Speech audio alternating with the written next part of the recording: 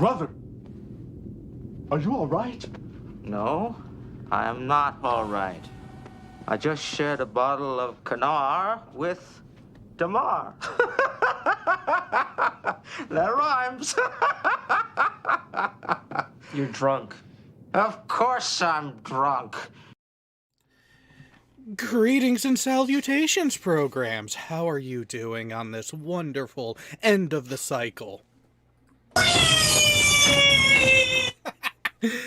Oh, I love when an unspoken plan comes together like that. Good evening, everyone. How are you doing? This is going to be quite the interesting show we have for you.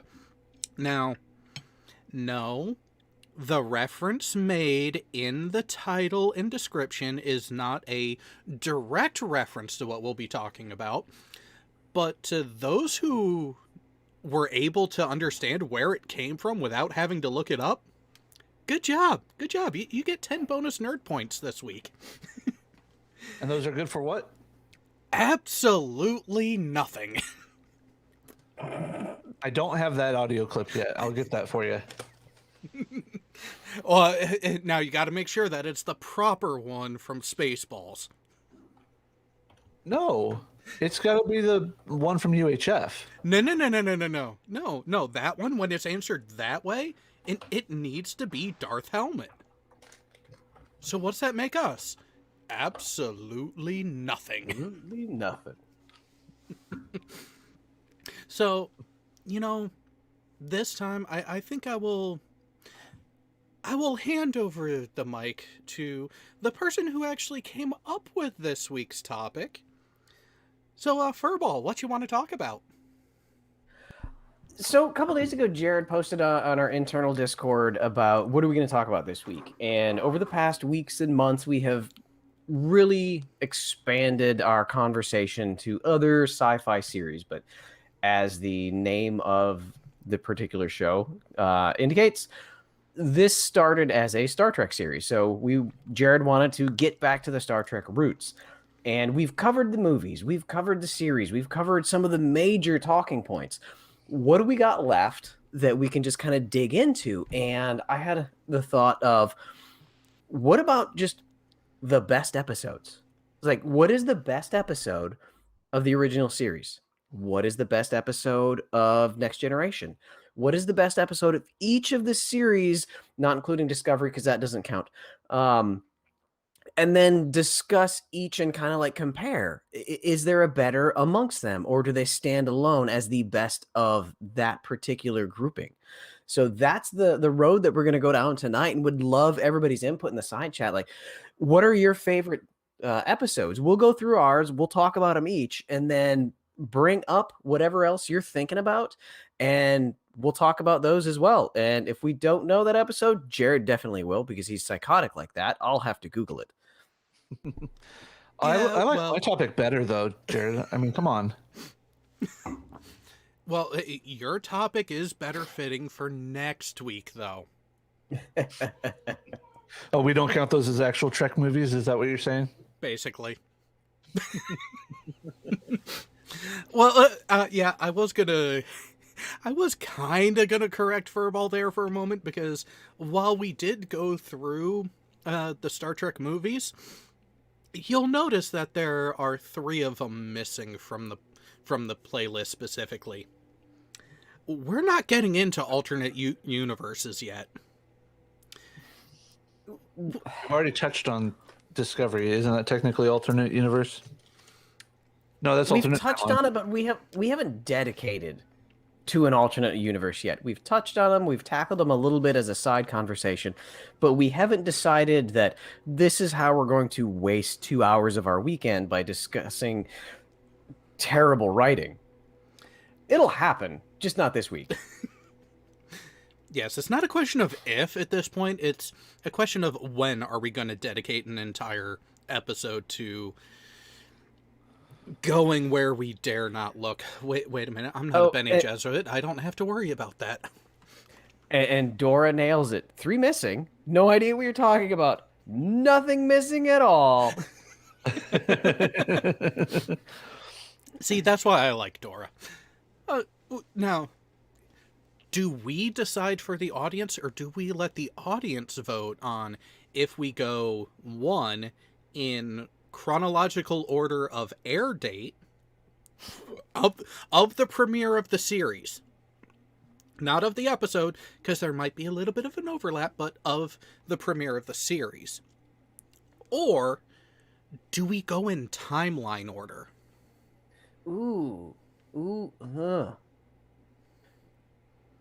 Because if we go in time, if we're going in timeline order, no, Laura, I'm not drunk yet. Give it 30 then minutes. I'm drinking Bud Light. It's going to take more than that. We're going to have to go with the Inner Light.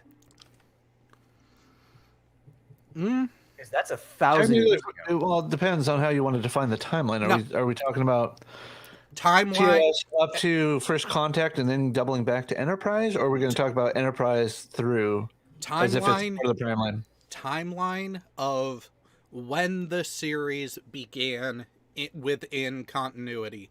So in that aspect, even though it is arguably an alternate timeline, Enterprise would be discussed before the original series. True. Either way, no matter where you are in the timeline, that's the way that would work. Again, going by when the series start, not necessarily when the episode takes place. Because again, I'm not getting into fucking temporal mechanics like that. The doctor tried to explain it to me, and just give me a vortex manipulator, okay? That's good enough for me. The doctor was 3 minutes into the conversation, and then he ceased to exist. That's what happens when you try and explain temporal mechanics. I'm down for the going from the series premieres, then working our way through them. God's Auditor. No, we have not. That is in the works. Oh, yeah, that definitely needs to be in the works. And I seriously want Karis here for that, considering that she was the one that was oblivious to what that sound was last week, and she needs to be chastised publicly for her lack of knowledge. I'm going to have her as the guest on the panel to ask the questions of, wait, what? Then we have to try to explain this to her? Oh, great. You're really making it difficult. It's like a 6-hour episode, isn't it? We could make it that way. Well, see, time is not a strict linear progression from cause to effect. So, 6 hours, 10 hours, 2 hours, does it really matter when we're talking about Doctor Who?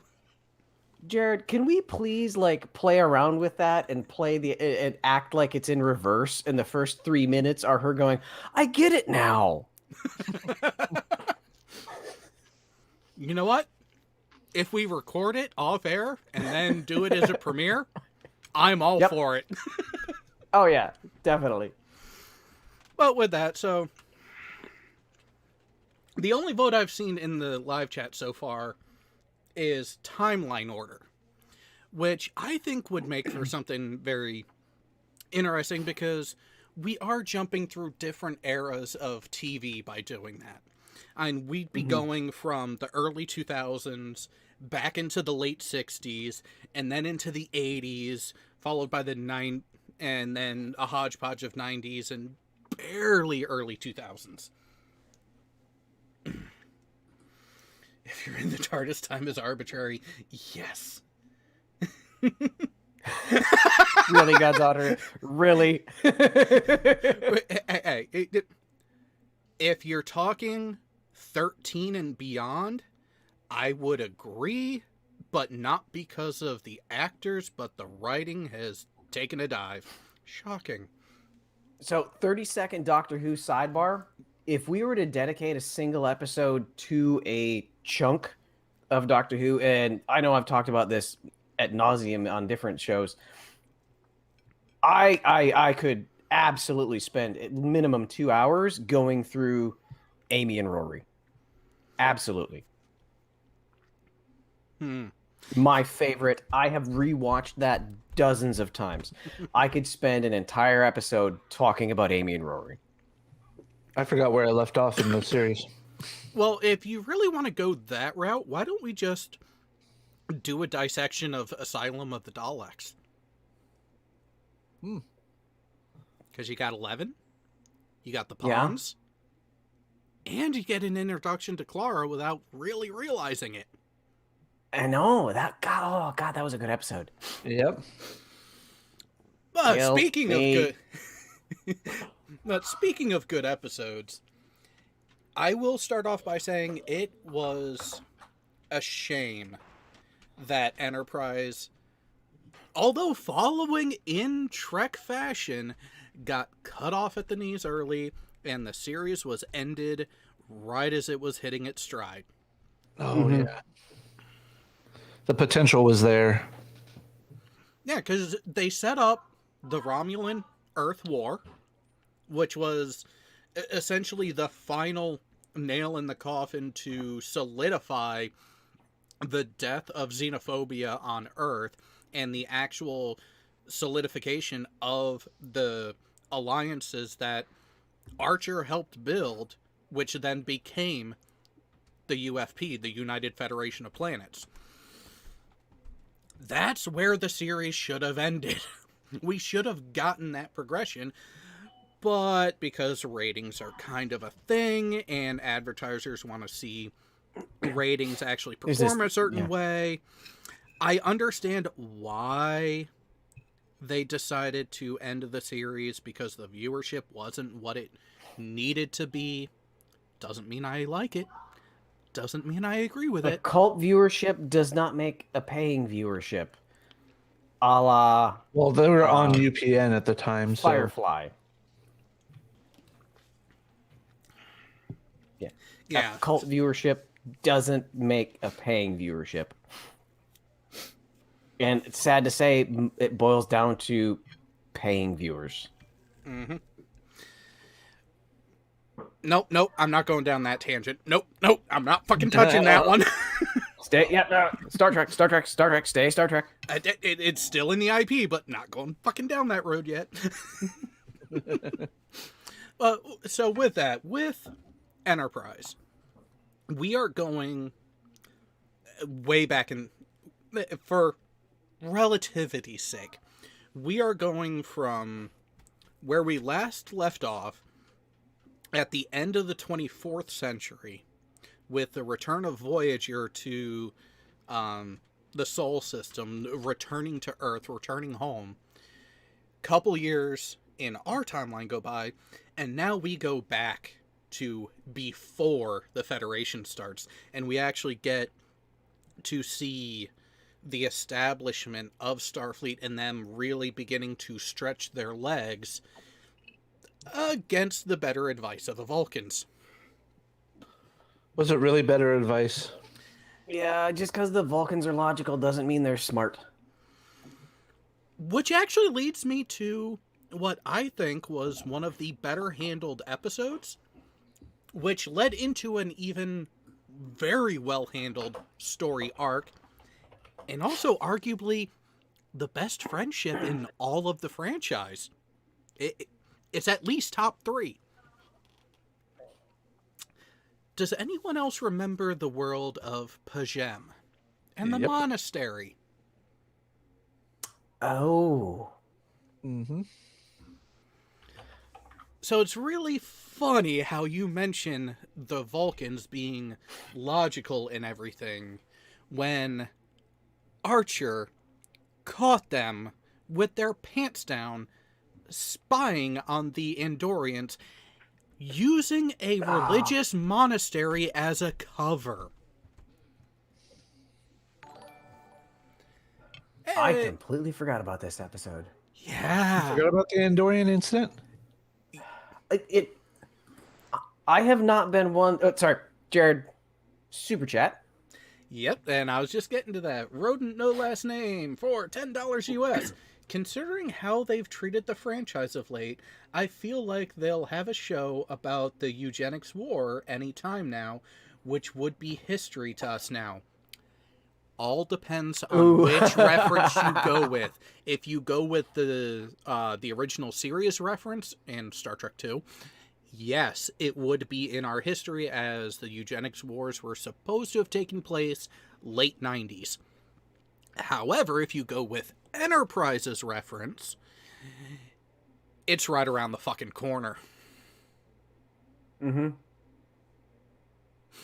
So, maybe. But back to my candidate for the best Enterprise episode.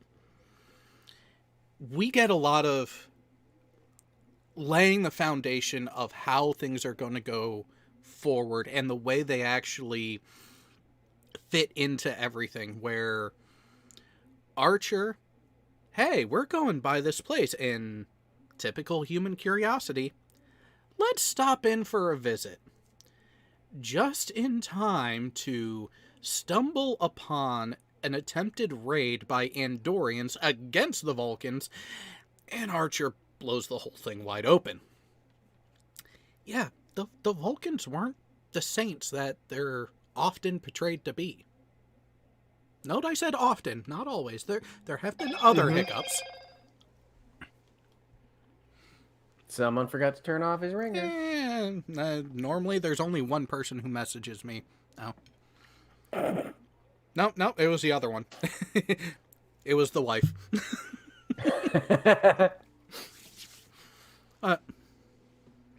But with that episode, not only do we actually get good creative writing on the story in general,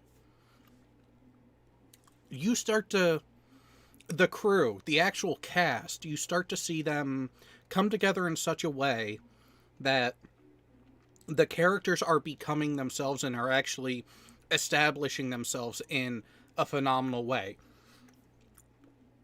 You're getting to Paul challenge Archer on, we shouldn't be doing this. We really should not be doing this. And actively trying to stop him a couple of times. But then realizing, oh shit, you're right. This is messed up. And opens her eyes to start to see the hypocrisy within her own government at the time. Which starts its own whole subplot. Yeah, it shows the cracks that we didn't realize were there. Or, we're there. Yeah, sorry, just a second. T'Pol was the worst at keeping secrets. Yes, she was. But can you really hold that against her? I mean, at first I wasn't sure if Jolene Blaylock was going to be able to pull off the role. And kind of wanted to give the series a negative point by using yet another Vulcan science officer. Do the Vulcans always have to be the science officers on a mixed species crew? But it kind of fits in with the archetypes and the politics of the situation as we're introduced to it. So, again, it fits. We're setting things up and we're going through the entire scope of what was going on, and we're not just bombarding everything at once to the audience and then running off at full tilt. We're actually getting a progression. We're actually getting build up. We're laying the foundations for other topics.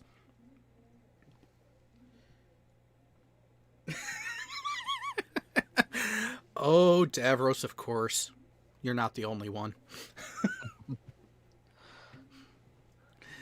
But what was your thought and view of that episode, Jay? If you remember it.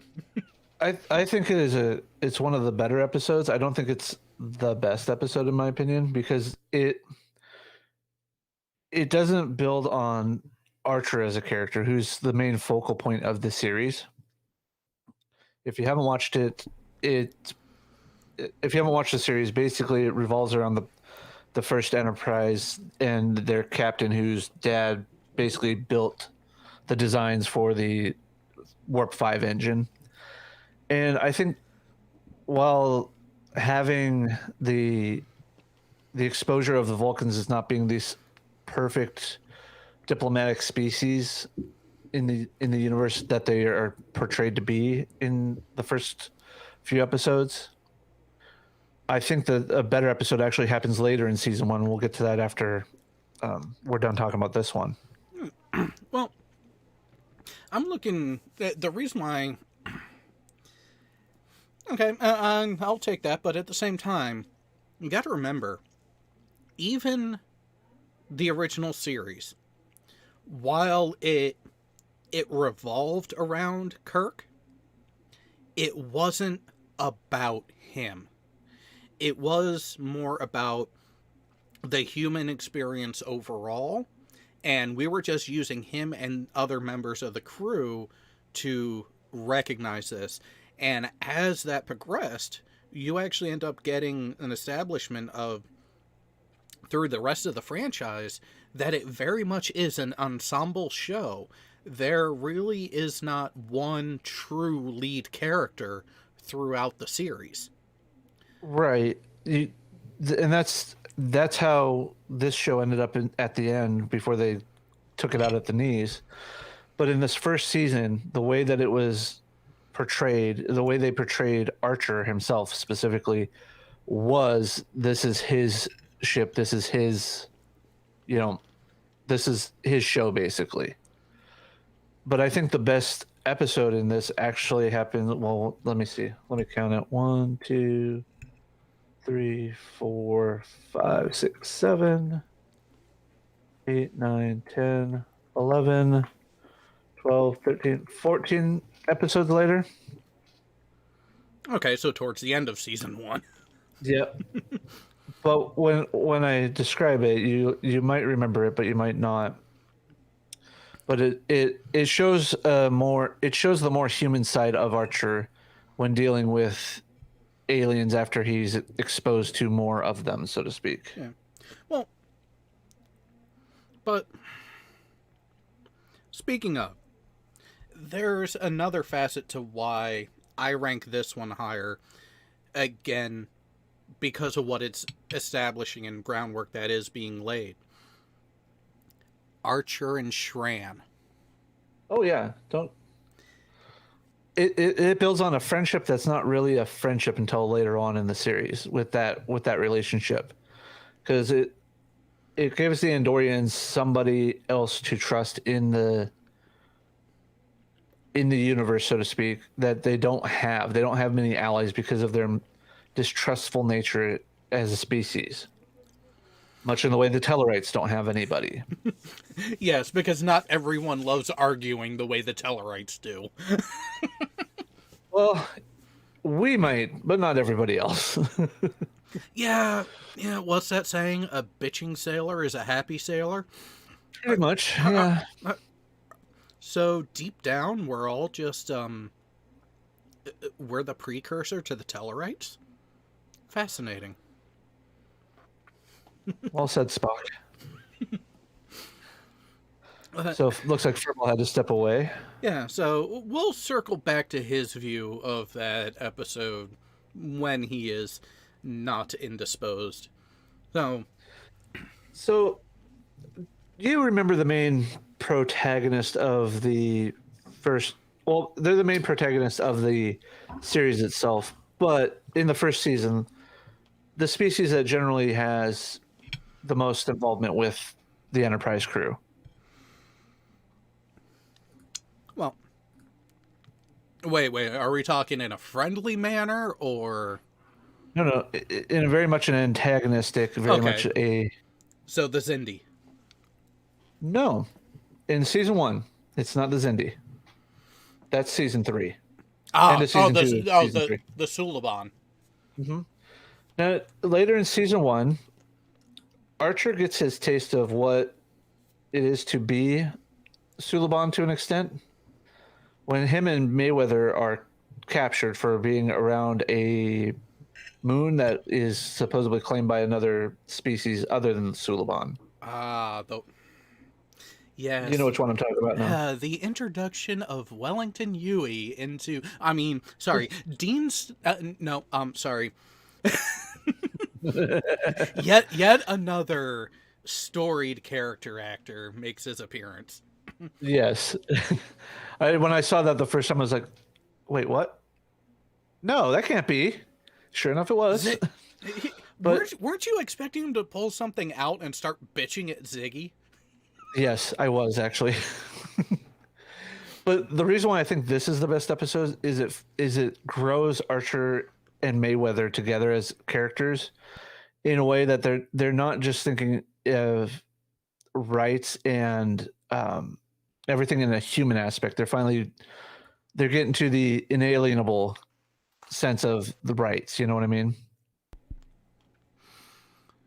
So they're the ones who laid the foundation that pissed off the first female chancellor of the Klingon High Council. Pretty much. But it shows that even in, what is this, 2151, I think this is when it is, there's still a prejudice amongst humans to be xenophobic, so to speak. Because his interactions, because their interactions with the Suliban are all negative up to this point. They see the Suliban as, the worst of the worst. Then they see Suliban that aren't part of the Cabal, that don't have the enhancements that the other Suliban have. They're just captured because they're Suliban. It's basically the Japanese internment camps is what the analogy is. And they get to see that, hey, they're just like, for the most part, they're just like us. They're just trying to find, but unlike us having a home world, they're trying to find that world. They're trying to find their home. And it opens up Archer to being a little more sympathetic, open when dealing. Yeah, a little more sympathetic and a little more understanding when he's dealing with. God, I can't think of his name now. The main Suliban. The Suliban Silic. Silic, yes, that's who I was thinking of. I knew it began with an S, and I'm just like, why am I forgetting this? But because in later episodes, when he actually has to deal with, them, there's much less tension and a little bit more working with each other. A bit more of an even, relaxed hand instead of a fist. Exactly. Now that Furball's back, we actually did have a question from the chat that, Jay, I think you have the answer for this one. Tasty is wondering when the store on the website's going to be available.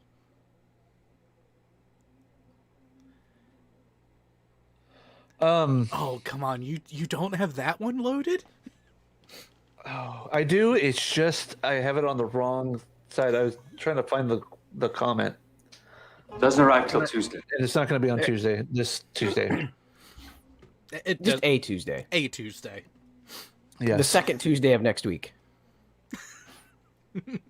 So, how you would mention that? Yeah. What? No. We watched that a few weeks ago on the server. No. Just no. Although it did have a happy ending multiple times over. But Furball. So, but let's go ahead and circle around a bit. What were your thoughts on the Andorian incident? The exposure of the Vulcans using the Monastery of Pajem as a listening post against the Andorians. Yeah, sorry for having to step out there, stuff. But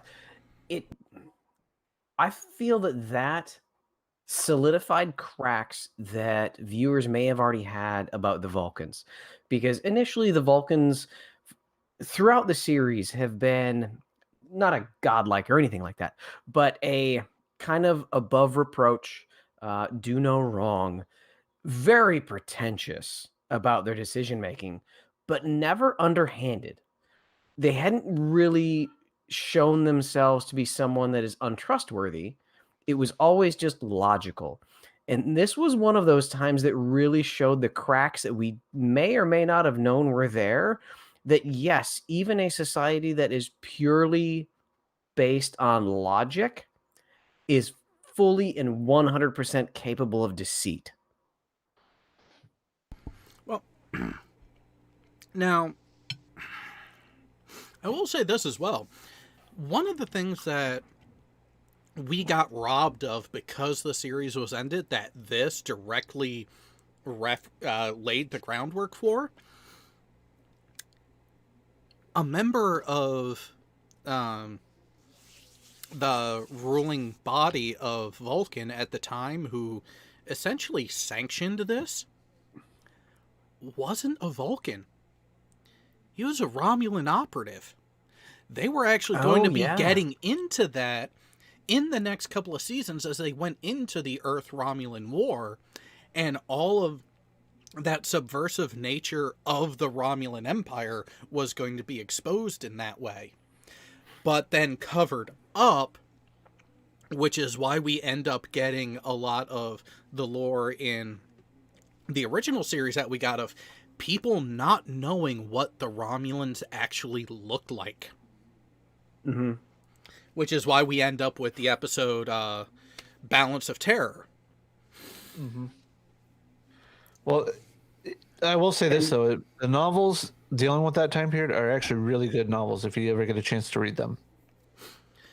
So that's where I go for this episode in particular as being one of, if not the best episodes of the series, because of everything that it laid the groundwork for, how pivotal.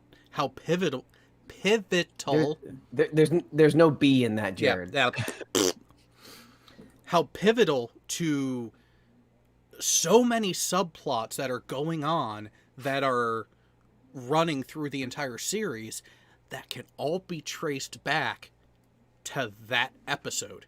And you also have relationships and progression and growth in certain characters that, again, trace back to that episode. Do you think that Shran and Archer would be the friends that they become later in the series, if not for how that episode went?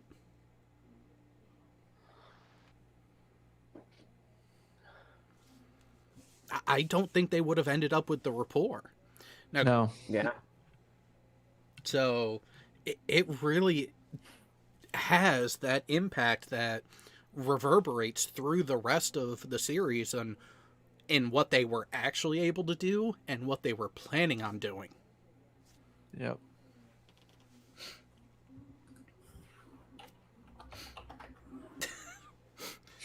God damn it.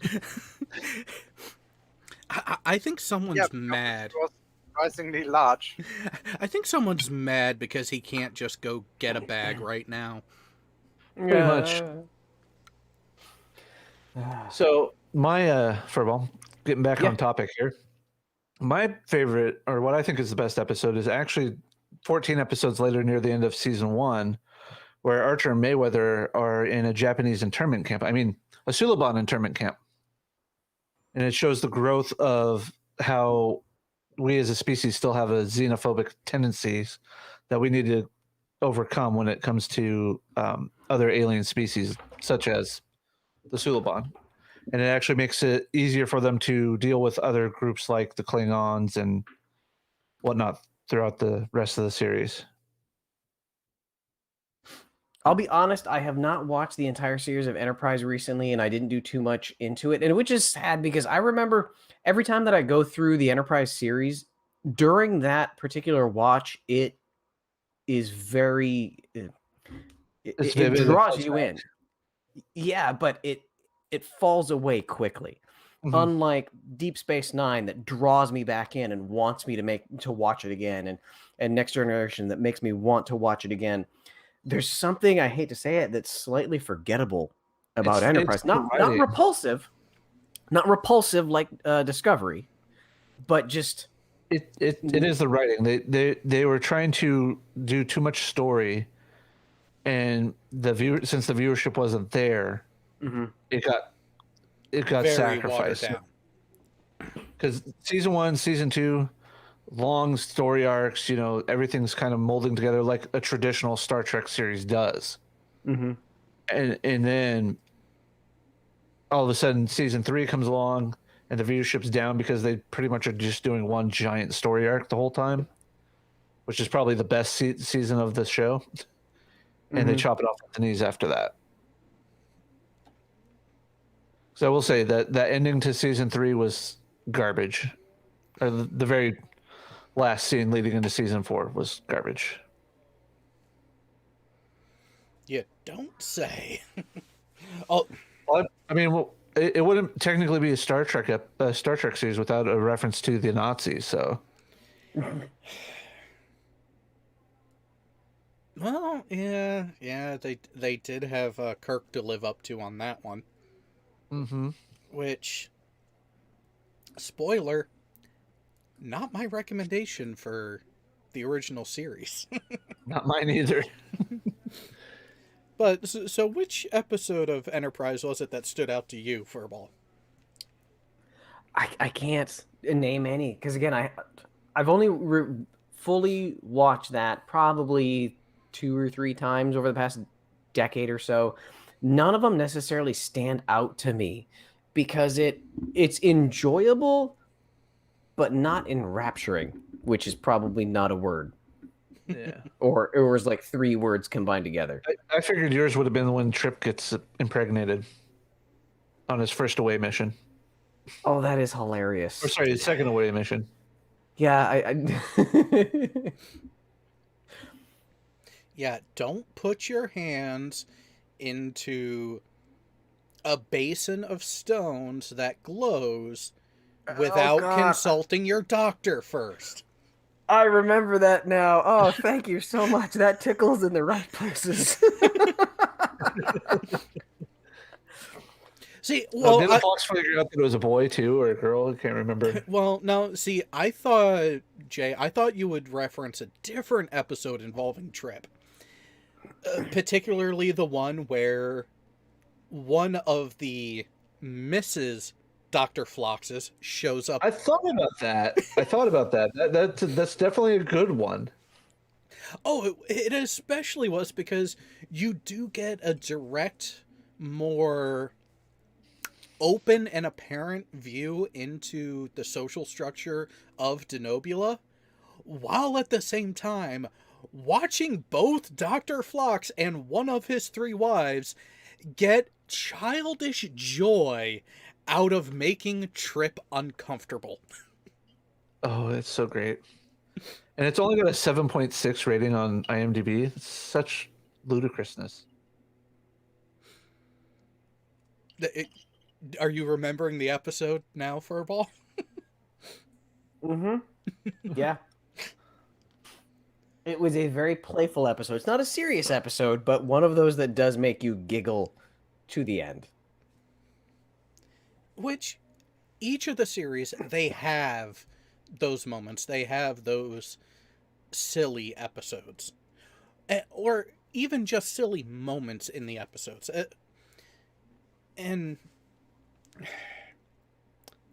the original series ended up having more of them based on time scale, simply because of the era of TV that it was being recorded for and aired on.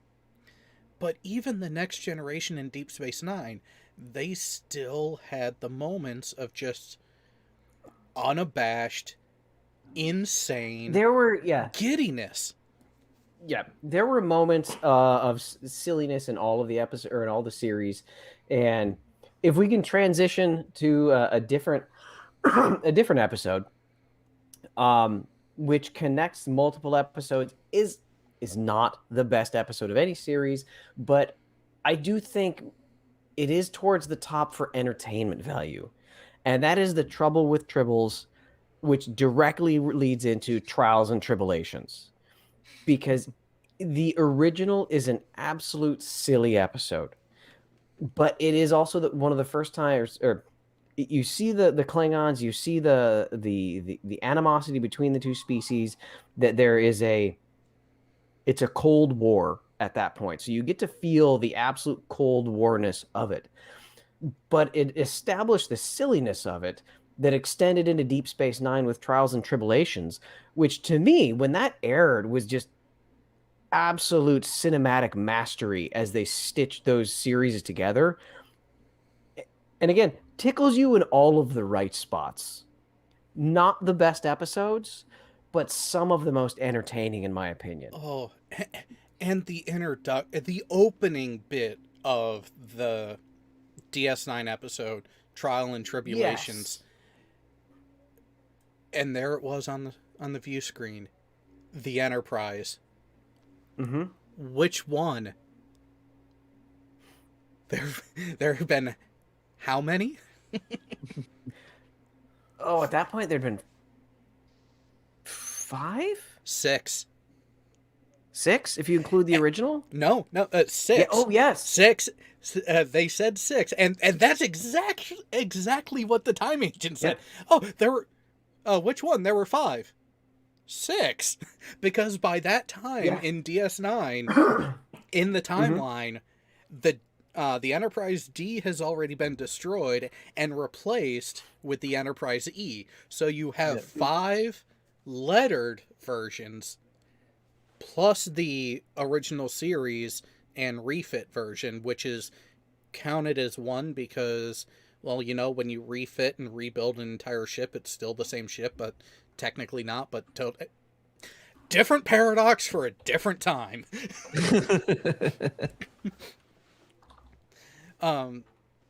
So with that, and that leads into, is part of the groundwork for the question of, is the NX-01 a Federation ship? And this is where I say no. Because it was a Starfleet ship, but it was not part of the Federation. When the Federation Charter was signed, the NX-01 had been decommissioned. So, nuance? But that there are other continuity issues there. Yeah. But, back to the episode. Again, not the greatest episode, not the most deep, profound, but it is one that has stuck in the zeitgeist deeper than probably any other episode, even if it isn't the quote-unquote greatest. It is one of the most well-known, even to people that are not Star Trek nerds. I think part of that is because how well they handled it, and how much respect for the original series they had to faithfully incorporate it in the manner in which they did.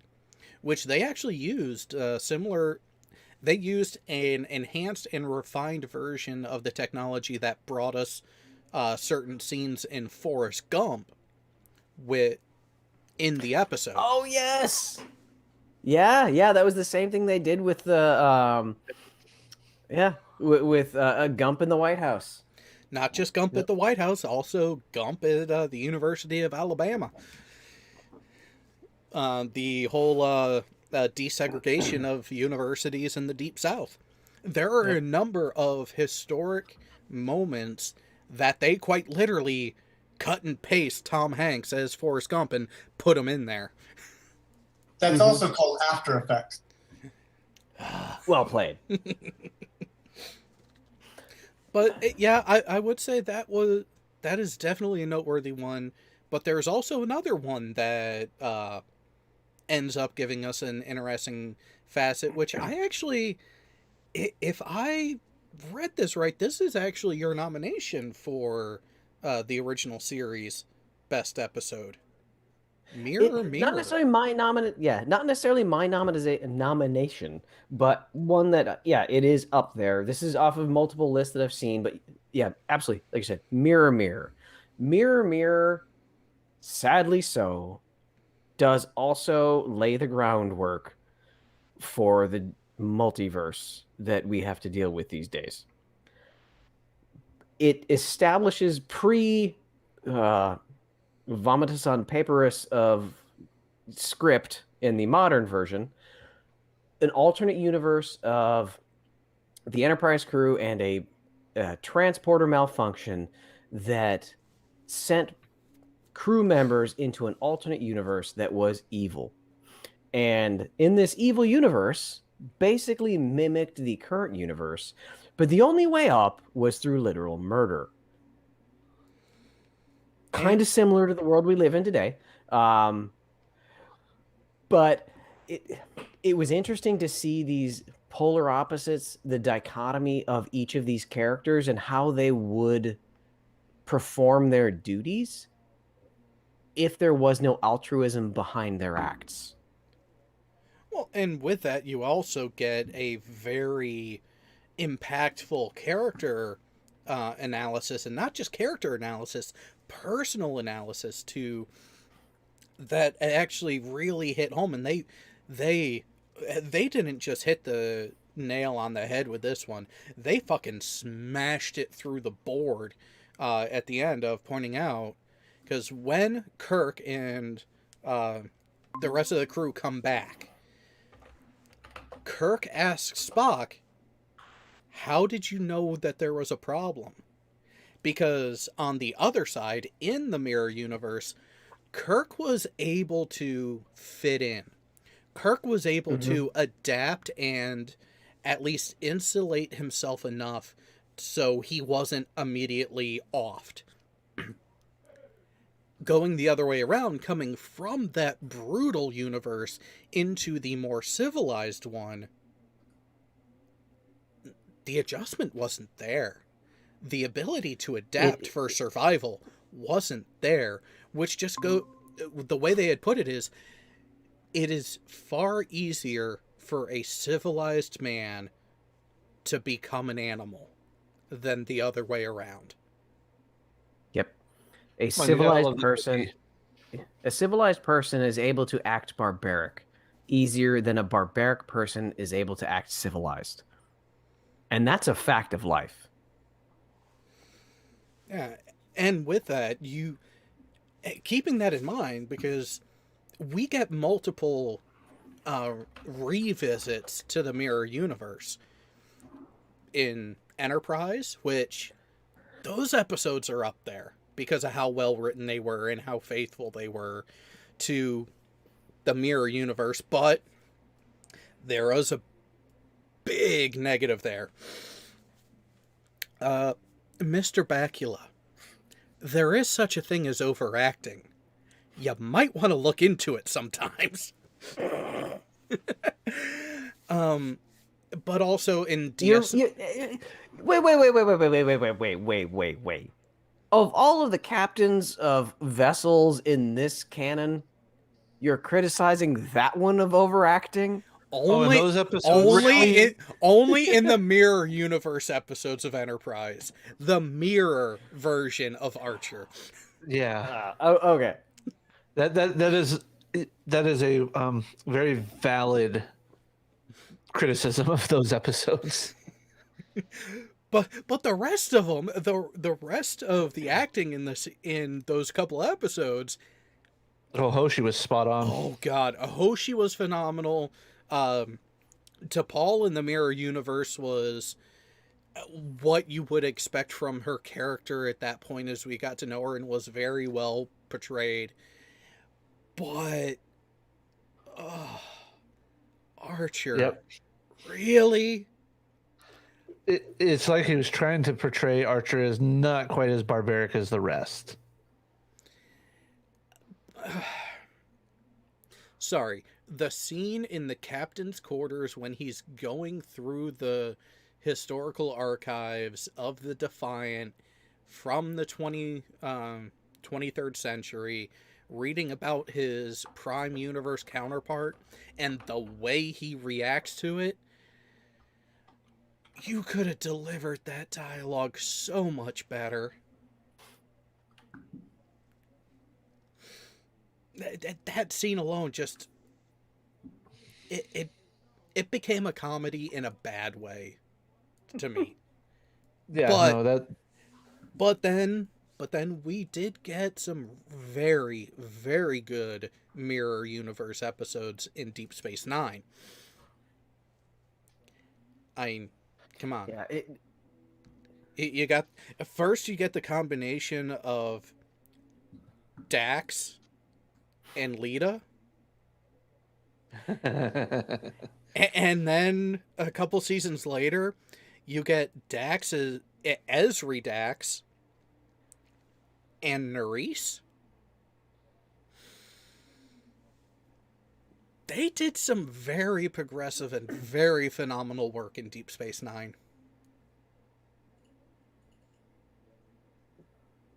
Yeah, Deep Space Nine is still one of my favorite series. Yeah.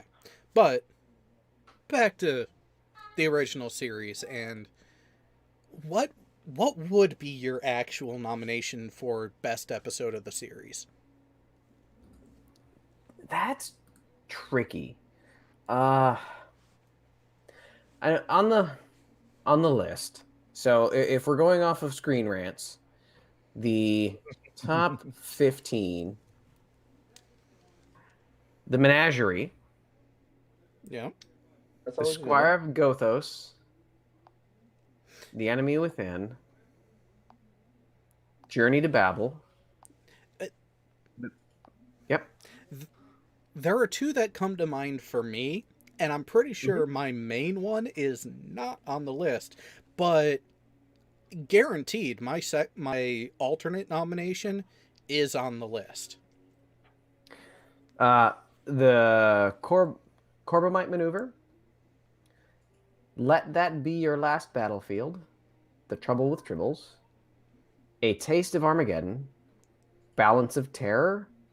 Yep. The Doomsday Machine. Space Seed. The Enterprise Incident. The Amok Time. City on the Edge of Forever. And then number one is Mirror Mirror. I think for me, it's a tear between A Taste of Armageddon and the Amok Time. Because A Taste of Armageddon is a beautiful insight into the Cold War at the time that it was happening. Mhm. It was a pull back the curtains. This is what you're proposing. This is life. We are killing or proposing to kill for no reason other than that's what the rules say. So I think that A Taste of Armageddon was culturally number one. Amok Time probably was canonically number one for me. So I'm gonna. All right. So, A Taste of Armageddon, yes, especially with the political landscape of the world that we live in at the time. Yeah, I can agree with you. It was very poignant, and very, very well crafted, given the landscape and given the fact that it was not kosher to be overly critical of the U.S. government on TV at the time, which is why they had to be very creative with how they addressed certain topics, which is why they often used, almost exclusively, alien species and alien cultures as the parallel for a part of our culture and society that they wanted to be critical of. So, yeah. If I may, just a brief overview of A Taste of Armageddon. The Enterprise crew make orbit around a planet, as they always do. They make contact with the species on the planet. I don't remember I don't believe this was a first contact event. It may have been like a second contact, if I remember correctly. Because we didn't know enough about the species to know that these issues existed. But unbeknownst to the crew, there was another planet in the system that they were at war with. But nothing physical was fired back and forth between the planets. The two planets, for centuries, had been tied together by an analytical computer that would calculate casualties based upon theoretical weapons being fired at each other. And when Planet A fired theoretical weapons at Planet B, the computers would calculate who was in that particular area of the city at the time of the impact, and those people went to disintegration chambers. And then when Planet B retaliated and fired upon Planet A, the computers would calculate who was in that area, and the people that were in that impact zone would be sent to disintegration chambers. No physical casualties happened, but each group had agreed for centuries that if they were fired upon, the people that were designated as casualties would be put to death. And if they were not put to death, or if you severed the contact between the two the civilizations, actual war would commence. The Enterprise crew lands. Some of their crew are on the casualty list. And the Enterprise crew, as always, fights back against injustice and forces them to actually have blood upon their hands if that's what they are doing. You can't have notional blood on your hands if there are actual people dying. That is a 2-minute summary of A Taste of Armageddon. And at the time, it is the life that was being lived by many Americans, except that it would have been physical weapons being shot at each other. Yeah. And that really does hammer home, and actually does tie into what my alternate nominee is, which is on the list that you have already gone through, Balance of Terror. Because up to this point, we're told that the Romulans are a faceless enemy. They don't know what the Romulans actually look like. They just know that they don't talk to us. They only shoot at us. We had a protracted war with them that neither side really won. It pretty much came to a stalemate, which is why we ended up with the Romulan neutral zone.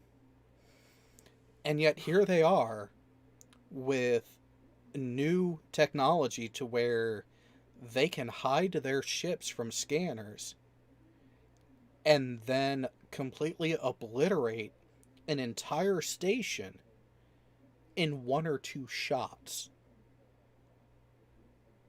A massive, massive leap in destructive power that it ends up being for the film critics. It essentially goes into also why The Wrath of Khan is such a well-produced and well-accepted entry into the movie franchise. It's submarine warfare. It is that imminent threat that you can't necessarily tell is there. Yeah. And to convey how that is.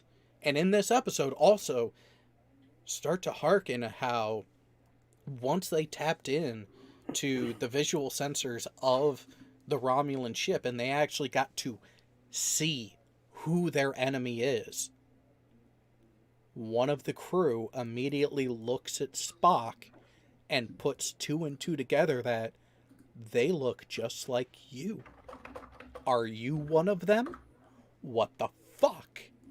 Which really plays into the Red Scare and McCarthyism that had happened just prior to that in our own situations, where people were seeing communists and the dirty fucking Reds everywhere. No, wait, he's down in Florida. Never mind. Wait, I thought he moved. In process, but yeah, there's been a relocation. Florida, you're kind of safe. You still have Florida Man to deal with.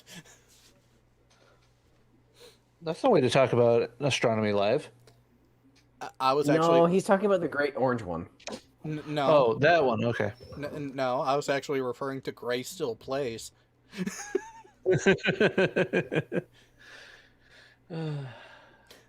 Jed, we may actually get into the animated series. We're only about halfway through the stream, so, and we're only in the 2nd series. But so right, I gotta dip out for a minute. I'm being beckoned by the child. Everyone. But with that, so back. With a taste, with those 2 episodes, we're getting into heavy political stuff. Oh, mine's kind of right up there with that too, and it's not the same as your guys' again. It's almost like Star Trek was very politically minded when it started. Oh yeah, because mine is in season 2 actually. the ultimate computer, the M5. Yeah. Some would say the inspiration for Skynet. Well, and not just that, you also have a recall to it in season 1 of TNG. And my reasoning for why I think this is the best episode is that at the time you were just starting to get automated factory lines. You were starting to get the computer taking over the worker. And that's kind of where the message of this episode is, because it's Kirk and a subskeleton crew are to take out and test the M5. And the M5, and it's really funny that the founder of the Daystrom Institute is the creator of this computer. And the computer basically realizes that, hey, I don't need humans. I can actually do all this stuff myself, and switches from target weapons or practice weapons to real weapons and attempts to take out another ship who's not set up to defend itself against real weapons. And the thought was at the time, what's going to happen when we have all these factories that are using robots to produce everything? What's going to happen to the workers? You actually even see a kind of a mention or a nod to this line of thinking in the most recent Charlie and the Chocolate Factory adaptation with Johnny Depp. Charlie Bucket's dad is the guy who screws on the toothpaste caps. Well, he gets replaced by a robot and is unemployed. By the end of the movie, though, he's retrained to be the technician to fix the robot when it breaks. Yeah. So it kind of expands upon the ability of where this episode takes it, Yeah, and that is the thing with topics like that is the less you know, the more threatening and the more imposing major changes like that tend to be. And you even get that not just in a business and a production side of it, you get it in the political landscape as well. And you get it in any facet of society. When it is faced with a dramatic change, there are people who are quite literally afraid of that change and will do anything to go against it. Mm-hmm. And that's what I love. Just kind of stall a little bit for Furball here. That's what I like about the original series. It's not the greatest effects. It's not the greatest cinematics or anything, but the storylines, the narratives, because not all the episodes tie together. You can tell by the star dates used, or lack thereof. Mm-hmm. There's no chronological order to any particular episodes per se, unless they're deliberately doing a tie back to an episode. Yeah, unless they're unless they are intentionally making the reference, or they are intentionally putting certain things in order because they need to in the grander scheme of things. And just the fact that they can take political topics, such as bread and circuses, the next episode after Ultimate Computer, where the Enterprise crew investigates a planet that is basically a modern version of the Roman Empire. Yep. With TV and gladiator events. Yeah. Well, and then you have the other thing of another world where they're trying to do it the Reich way,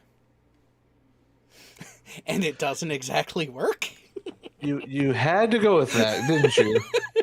I had to come up with a way to reference it to where people would understand which episode we're talking about without the potential of the stream being flagged. And Furball, you missed the reference that was perfect for that episode. Oh, I'm sorry, I got pulled away by a troll. Well, here I'll give you a reference to what the reference was. Just compare the sizes, not necessarily the height, but the volume. Now I'm curious. So, we were getting into Jay's nomination, and is the episode immediately after his nominee was Bread and Circuses, which was them coming to a planet that was essentially, what if the Roman Empire didn't fall? Which is not an uncommon thing for the original series to tackle. I mean, they came upon another world that was trying to do it the right way.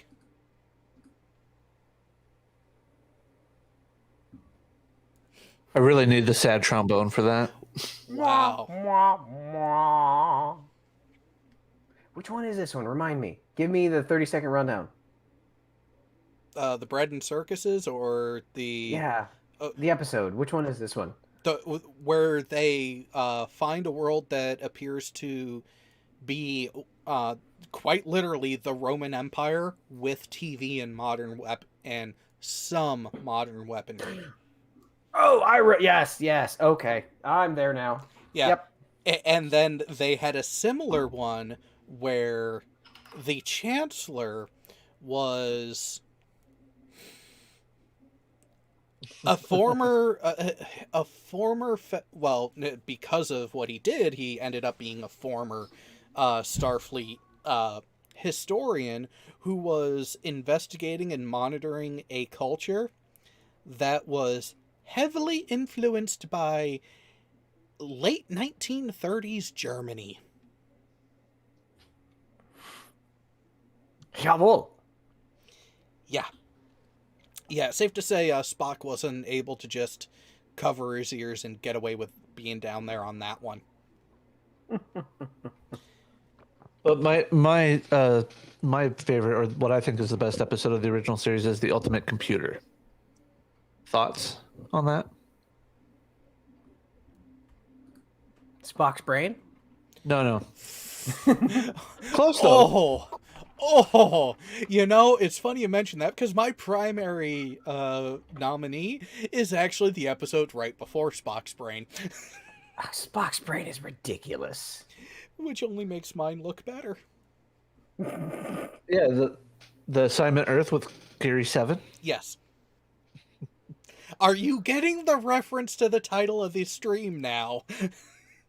No, I knew where you were going with it. Yeah, no, not the brain. What is brain? Something that a flurf doesn't have. Anyways. Assignment Earth. Yeah. So, sorry, I'm playing the potential route on this one, because it was also a de facto attempted pilot for a spin-off series. I have to admit, following the Gary 7 character could have been really fucking interesting. Oh, that would have been awesome. So, and you get that whole...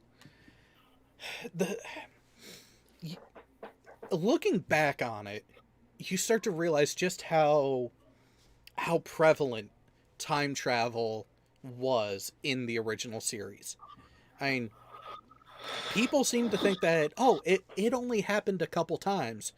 No. Assignment Earth, they were literally told, go back in time to this time period and monitor what was happening on Earth, because we want to know. And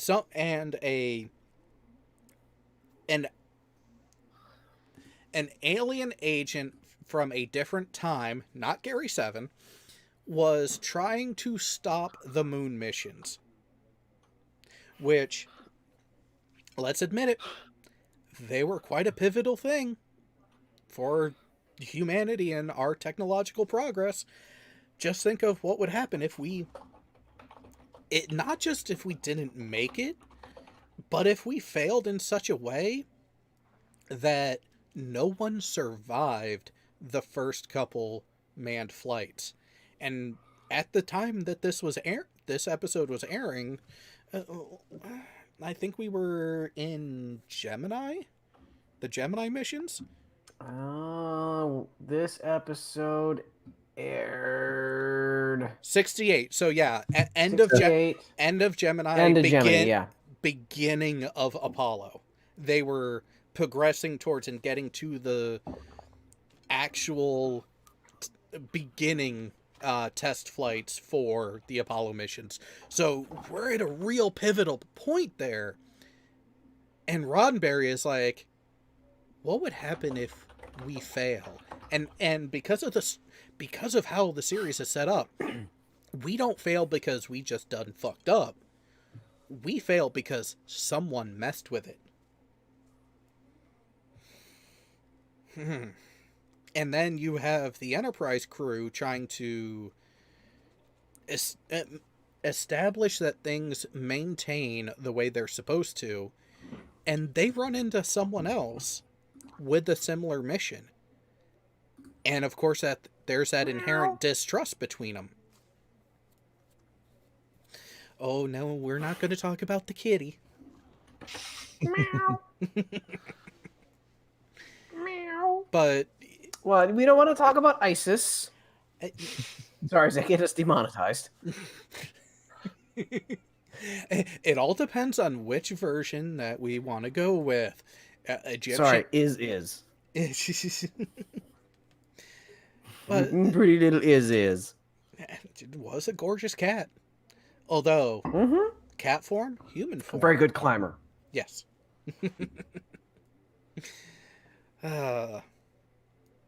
But so there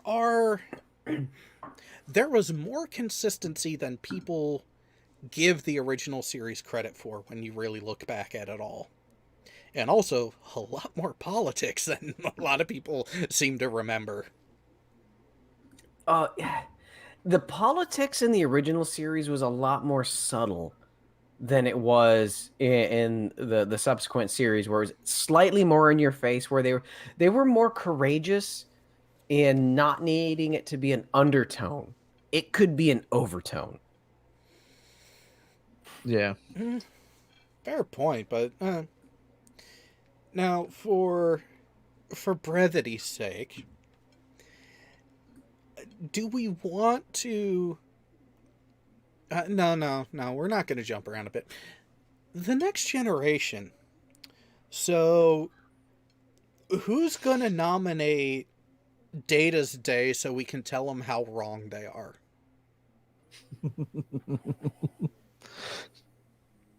Or, wait a minute, no. There is one episode that does eclipse it. There is one from season 1. And if I remember right, is the 4th episode. Hold on, let me see. I'm going there on IMDb. Season 1, episode 4. Now, are we counting Farpoint as 2 episodes or 1 episode? I think 2. Okay, so go ahead and say the name of the episode, and I'll tell you if you're right. Well, I'll admit I don't remember the actual official title of it. I just remember, holy crap, was it racist? Oh, there's a couple of those, though. You got to be more specific. Yeah, just give me 1 second. I think I know which one you're talking about, but I'm going to wait. Come on. No. Delete that. No. I don't want to look at that yet. That's for later. Oh, I'm sorry. I agree with you, Furball. That does not exist. What are you talking about? Nothing. What exactly. episode doesn't Everything. exist? 42. 42 is the answer to the universe and everything, so of course. And sadly, I'm no longer the answer. Yes, code birthdays. Yes, technically it would be the 4th episode by number, counting Encounter at Farpoint as 2 separate episodes. Yes, okay, that's what I thought you were going with. Yeah. Which one's that one? Code of Honor.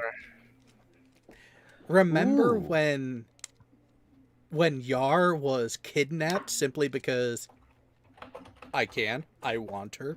I will take her. Very much playing on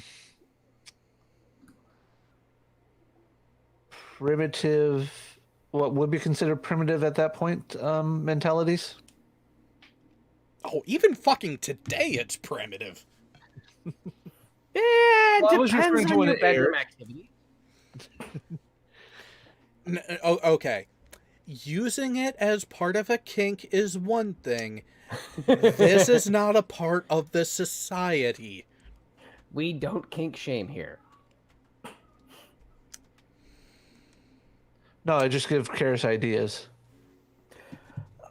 No, don't give her ideas. She has enough on don't her need- own. Exactly. I just made it more fun. It's just which one of you's Boing, going to be the bait? boing, That's the Both. question. boing. No. It's a simple answer to that one, Jay. Both. So Which depends which day. yeah. So okay, what would be the best episode of the Next Generation? Which one of you is going to say? What's the last episode there? The All Good Things. Oh yeah, All Good Things is last episode. PowerPoint's first. No, the one that has stuck with me since its initial airing, and I already mentioned it earlier tonight. The Inner Light, and it's not a deep episode. It's not a political episode. It is an emotional episode Oh, it is. that grabbed me in a way that regular Star Trek episodes don't.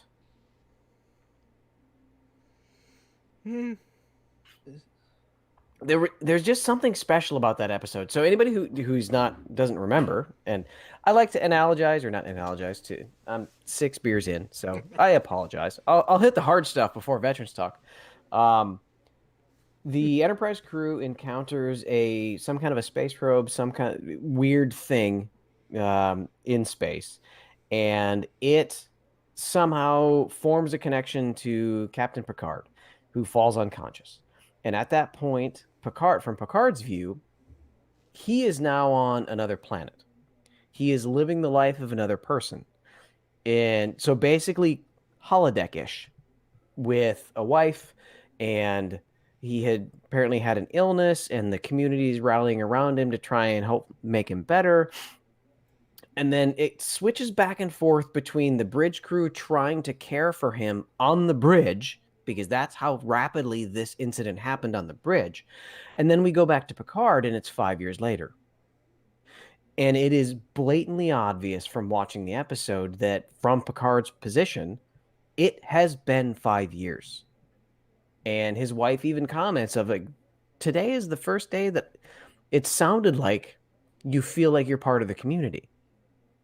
And then they flash back and forth and back and forth. And it ends up 50 years later. Picard has literally lived the life of a man who has had children, who has had grandchildren, who has forgotten completely about the Enterprise, but has also been studying the sun of that solar system. I apologize if you can hear my son screaming on the other side of the wall because he's a demon and an asshole. Sidebar. There's something wrong with the sun of the solar system, and it is probably going to go nova. So they develop a way to preserve the essence of their society. And at the end of the episode, in Picard's alternate universe, he is now old and decrepit and feebled, mind's not there, and has forgotten the parts that he has played in this.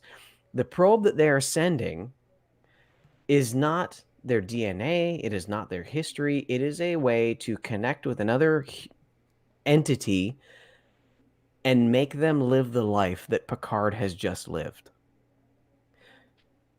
And at the end of that, Picard wakes on the bridge. It has been 25 minutes, but to him, it has been literally 50 plus years of existence on another planet that was destroyed 1,000 years ago. And he is now the only carrier of their knowledge. and now he has to go back to regular life. But he And knows how to play a flute. Because he learned that there. I know, that's what I'm saying. 30 minutes ago, he didn't know how to play a flute. But in the 50 years between those 30 minutes, he learned. And I don't know what it is about that episode. It is on the top of several best of lists. And to me, it is one that definitely stands out and grabs me. Mm-hmm. Well, there's another one that I'm actually surprised you didn't go with, because I can't disagree with that one. And again, this is where we're in the heyday. We are in the prime of Trek and their writing and how they are actually developing the characters and using the stories to get a message across that has the staying power. And with that, I'm torn between two episodes. First one, it kind of might just be slightly below. Family. Okay. The episode immediately after Best of Both Worlds. Because you're getting a direct, linear reaction and recovery from the most jarring and shocking incident that Starfleet has had to date that we know of. They just faced down an enemy that one bloody ship, damn near crippled Starfleet because it took more than what they threw at it to get it to stop. It took Picard being kidnapped, assimilated, thought he was dead, rescued, reconnected with, and it took him having that internal knowledge of how the Borg work to give the Federation a chance to not be annihilated right then and there. And family is the aftermath of that entire incident. Mm-hmm. And Picard really didn't want to deal with it. He did not want to fully address not just the physical trauma, because the scars will heal. The physical wounds will heal. Troy has to practically order him take time off. Get away from Kirk. You need to do something else right now. And what does he do? He goes back to Chateau Picard, and we are finally introduced to his brother, his sister-in-law, and his uncle. And Renee. Yeah.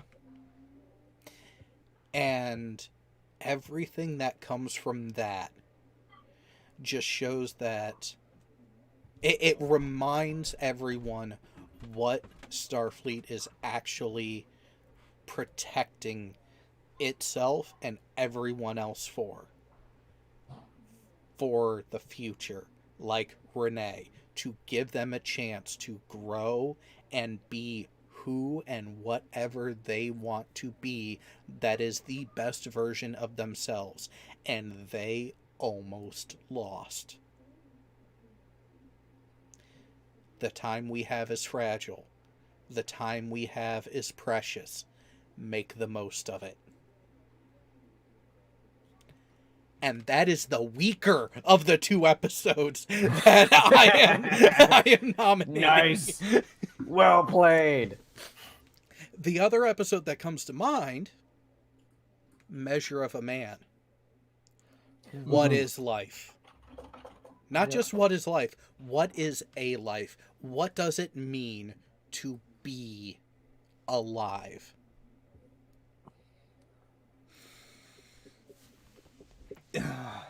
Yeah, I know exactly where you're going with this one.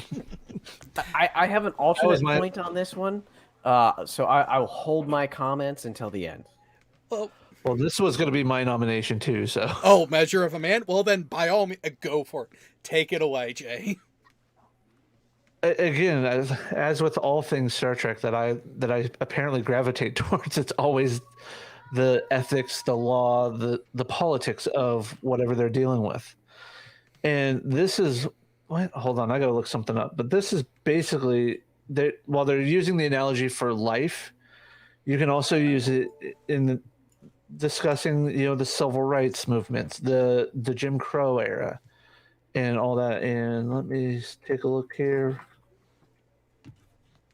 Okay, this was a couple years before the Rodney King beating and riots, but the meaning of that episode rings so true with how people perceived and how some people still try to perceive, various nationalities around the world. People sit here and try to say that, racism is. Some say racism's dead. I don't believe it. Other people will say racism is only a white supremacy thing. And yet you have countries where racism is still practiced to an extent in China with the Uyghur Muslims, They're treated as second-class citizens.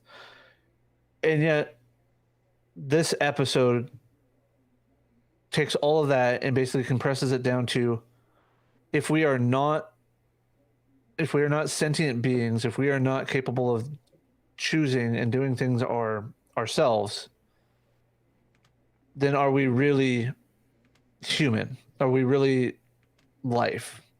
And it's such a wonderful episode. And the fact that it takes Riker to put him into the most uncomfortable position of his life, and that's trying to basically defend the Starfleet and say that Data is just a piece of property. He is basically the equivalent of chattel slavery. Yeah, and I think on top of the argument, on top of the morality and legality that they're arguing around that, I think what actually makes it so much more impactful is that at the end of it, you don't get a parting of the ways.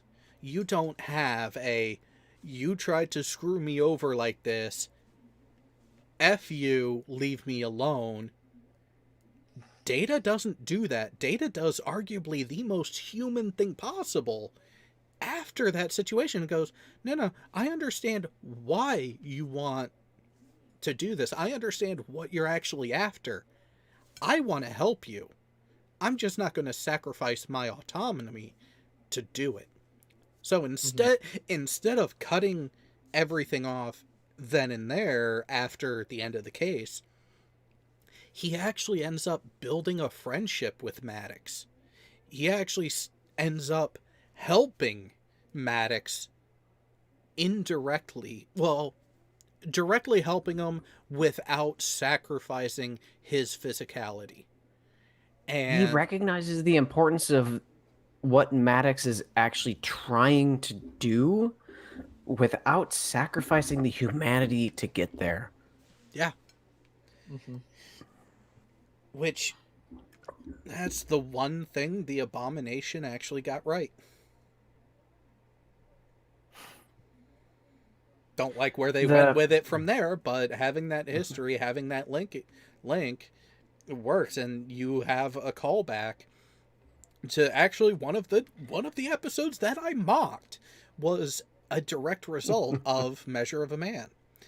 Data's Day is essentially a personal log being kept throughout the day as it goes for Data to pass it off to Bruce Maddox.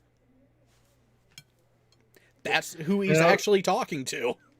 Well, that also goes back to Enterprise, though, because going by when they premiered, you see the influence of Next Generation into some of the episodes, and you have Dear Doctor in Enterprise, where Phlox is talking to a human doctor that's working in the interspecies medical exchange on Denobula.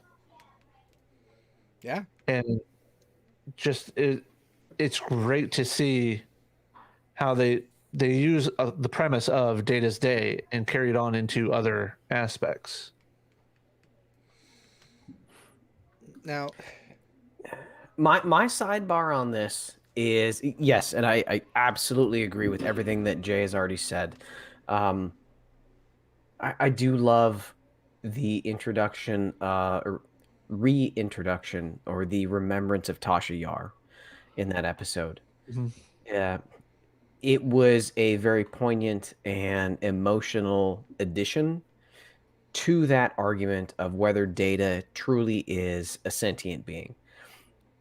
I agree with all of that, but from a legal perspective, from a military perspective, I love the pure honor to duty that Riker lived up to Yeah. with what was bestowed upon him as probably one of the hardest things that he has ever had to do in his career, and that is fight for the Starfleet perspective that no, Data is not a man, that Data is not sentient, Data is property. he argued could- he argued the position he did not hold personally, and he Exactly. did it damn well. He did, and it destroyed him on the inside. And I think it would have been very interesting if they would have done a several series spinoff after that of how it had impacted him, because it had to have. It had to have destroyed him inside to be attacking his friend and claiming his friend was not a sentient being. Yeah. But that's the position he was put into. And I think what you talked about with Tasha being there, the image of Tasha, I think that's what kind of broke everything down into perspective for not just the judge, but for Riker. Riker's just like, oh God, I really can't believe I'm doing this. I'm doing this to save Data, yet I have to do it to not save Data, you know? Yeah. He did the extremely hard right. And I'm not saying that the mission he was given was right, but he was given a mission. And as a military service member, when you're given a mission, as long as that mission is legal and not immoral or unethical, it's right. He was given that. He executed it. And it destroyed him. All right, this is weird. Do we all need to hug now? No. Google is telling me you lost your network connection trying to reconnect, and yet I've been able to hear you guys the entire time.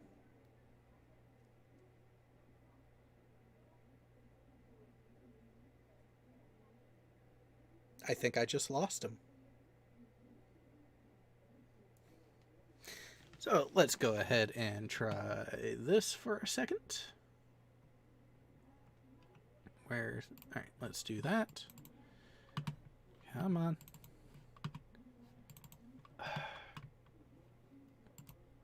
There we go.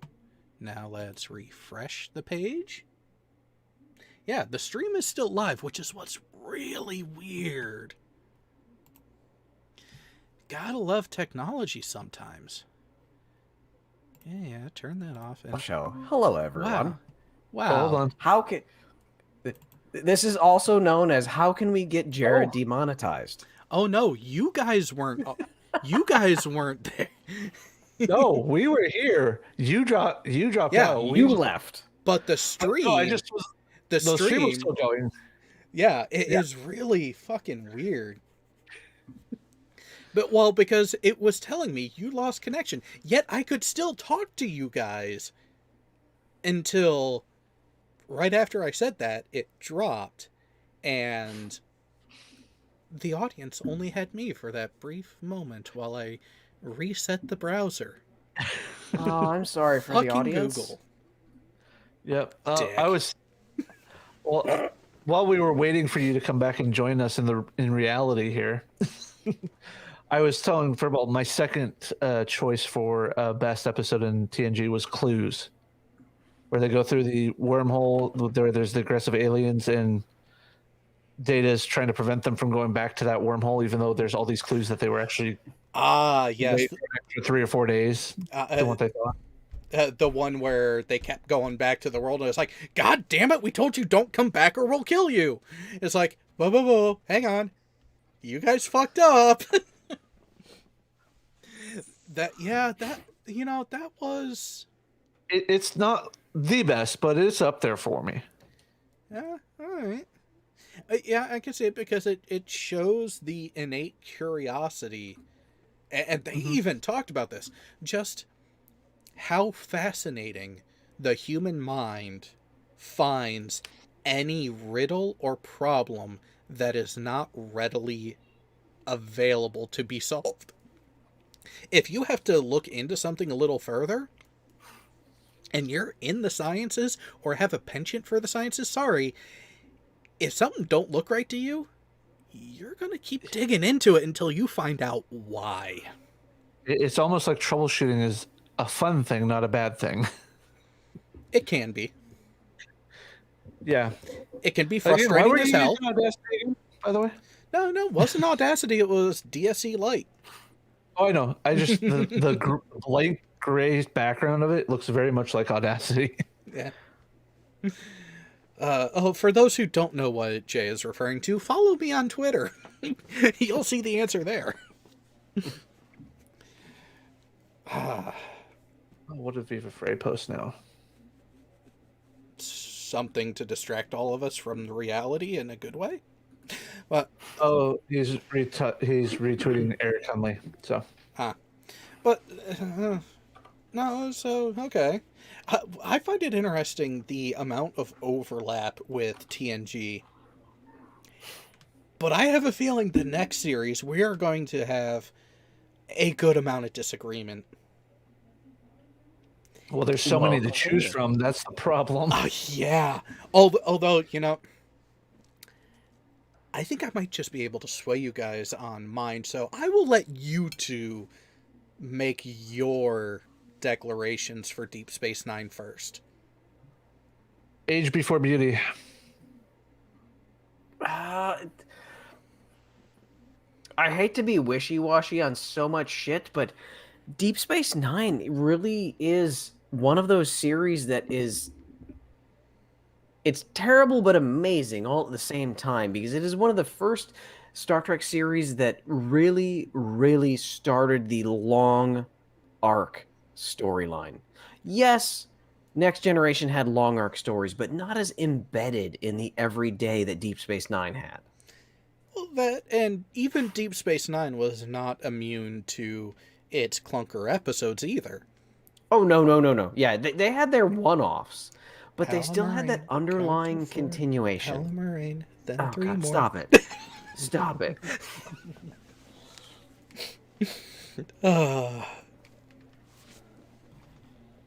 I think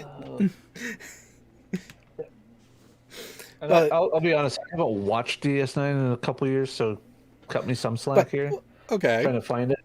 But while you're looking that up, Furball, which... So,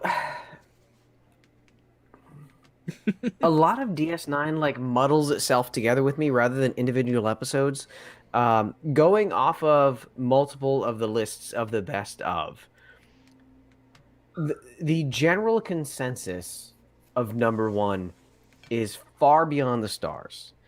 Now, I do really like that episode. Far Beyond the Stars is a social equality, a reflection on the past of injustices between the races that was due, and every series needs to do at some point. Oh, the Bell Riots. Isn't that past tense? What do you mean? Yeah, with the Bell Riots, it was the two-parter past tense. Season 3. So Far Beyond the Stars was really good. And Gayo had completely... how did I forget about this? The pale moonlight showing the No. I got that one. So don't worry about that one. The dark side of the light. So I'll let you take care of that one. I don't remember any specific episode that stood out to me, but I really enjoyed the series after Odo lost his ability to shapeshift. And when he had finally been granted it back, and the first thing he transformed into was a bird, and he flew across the promenade. Mm-hmm. That was a very striking moment to me because, as inhuman as Odo is, as non-emotional as Odo is, after he had spent so much time not being able to shapeshift, and the first thing he did was something exhilarating, added humanity to him. Okay. Now, which episode or episodes jump out to mind for you, Jay? Well, I do enjoy the past tense episodes. Those are pretty good, but just scrolling through quickly the seasons. Where was it? Was it season 4 that I saw that in? Give me just a second here, because I can look at the name of an episode and kind of remember as I see it. Where was it? Little Green Men is a good one, but it's still not up there. Where was it? That is definitely one of the more lighthearted and comical ones, because you end up getting quite the view of our past circa late 40s, early 50s into the mid 50s from the viewpoint of a rather interesting species. Wait, they're irradiating themselves? One that I like is actually not political or anyway, really, it's not really a tie into the whole series. It's a family episode. And it's Explorers in season 3, I think it is now. Yeah, season 3.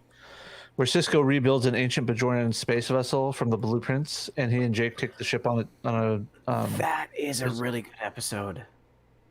And Jake's like, "Why are we doing this?" And then over the episode, he kind of, as he's writing it down, in his journal taking, so to speak, he kind of gets the sense of He starts to what it's like to understand. yeah, he starts to understand why history was so important to his dad, and why, if you get the opportunity to live and experience that, the Kon-Tiki, basically, for us modern humans, so to speak. How fun would it be to go on an adventure where you recreate somebody else's style of ship, pack it full of provisions, and literally just set off with no GPS, no technology to help you save an emergency response radio, And I know there've got to be people that do that in the islands in various parts of the world where they'll build, a dual hull or some other variant of a primitive ship and try and get from island to island somewhere in the Pacific. And that's what Jake and Ben did. Yep. Except it was a solar sail instead of a wind sail. Yeah, I think there's a problem with the chat, Jared. There's a missing message right there, right above "My wife loves DS9" from the 4th season. I can't tell what it's supposed to say. I can't tell either. I mean, maybe for refresh, but I don't. No, sorry, Jed. We are short on time, and the animated series deserves its own addressing overall. Crucifixion? You need to watch it first. I've watched some of it. I can barely get through it. It's a slog. Do you really want us all to watch that series? Oh, I will make you if I have to. I'm just that kind. I'm just that kind of person. You sadistic fuck. Yes, I am. But so with that episode, you do get a good sense of the history and a good character analysis, and also that bonding between father and son there. And you also start to get more of a glimpse of who Jake is going to be later on in the series. You can see the seeds there that end up giving us the Jake Sisko who stays at DS9 when everyone else evacuates and the Dominion takes over, who stands up against the positional authority of the cadets running the USS Valiant when he and Nog get taken aboard by them. You get that sense that for as adamant and hard-headed and stubborn of a Starfleet officer his dad is, Jake is just as stubborn and hard-headed as a journalist.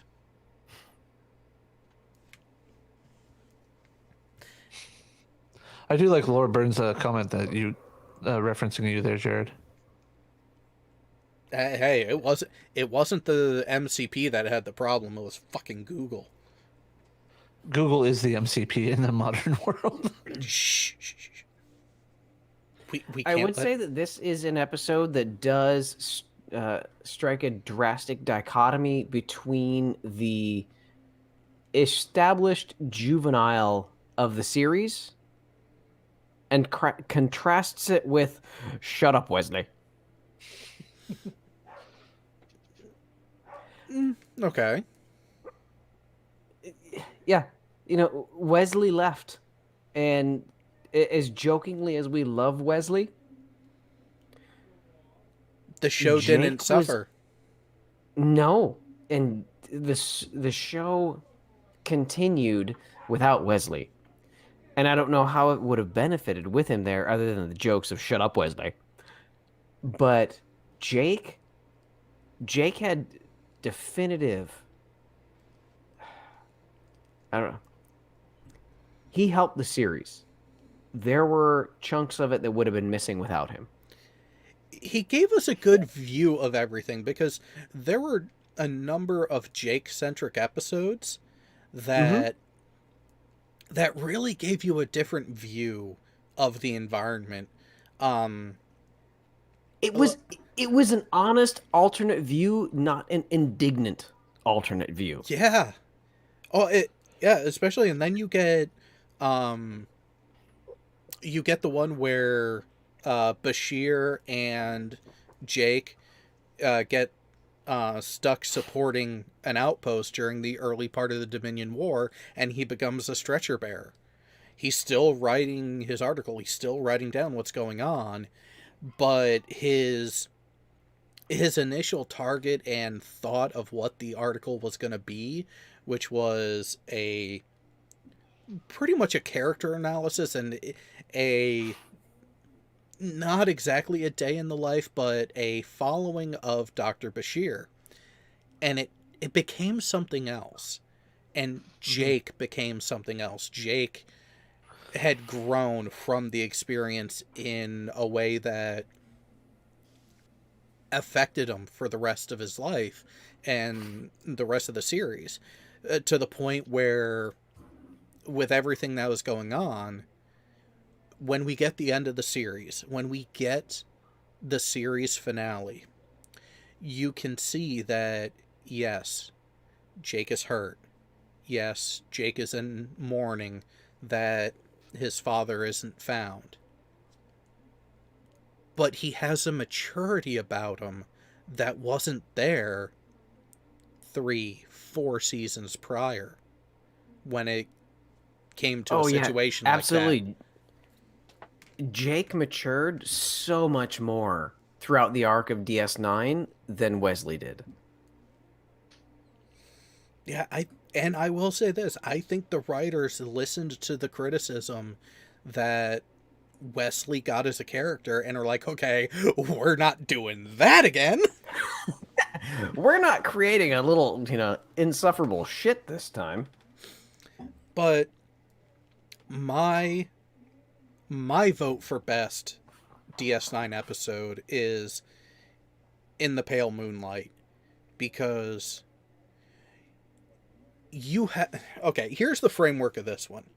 We are listening to Sisko, Captain Pimp Hand himself, recounting the chain of events that led to the Romulan Empire joining the Federation and the Klingons in the fight against the Dominion and Cardassians, and later Breen. And the way that happened was through the unintentional exploitation of resident suspected spy master Garrick. And it gives us a view of not just the Federation, but of also what Garrick is capable of, where he will analyze the situation, where he will read a situation and be like, if you really want this to happen, if you really want this to work in your favor, you're going to need to do this. Well, we can't do that. We cannot kill a government official of a potential ally. Well, then kiss the war goodbye. And you have that fight between pure outright morality and being entirely pragmatic about a situation of survival. And where do you draw the line? At what point do you draw the line between the two? Because I don't care who you are, there is an area between on many situations. And where you end up in that space in between, that's where your line is. And Garrick did put it very, very masterfully when Sisko realized what happened, and he went and confronted Garrick. And Garrick reminded him, you wanted the Romulans in the war on your side. Well, now you got the Romulans in the war on your side. And all it took was the death of one Romulan senator and the integrity of one Starfleet captain. I'd say that's pretty good sacrifice. To me, isn't it, Captain? That's why you came to me, isn't it, Captain? Because you knew I could do the things that you weren't capable of doing yourself. Well, it worked. You'll get what you wanted. A war between the Romulans and the Dominion. If your conscience is bothering you, you should soothe it with the knowledge that you have you may have just saved the entire Alpha Quadrant. And all it cost was the life of one Romulan senator, one criminal, and the self-respect of one Starfleet officer. I don't know about you, but I'd call that a bargain.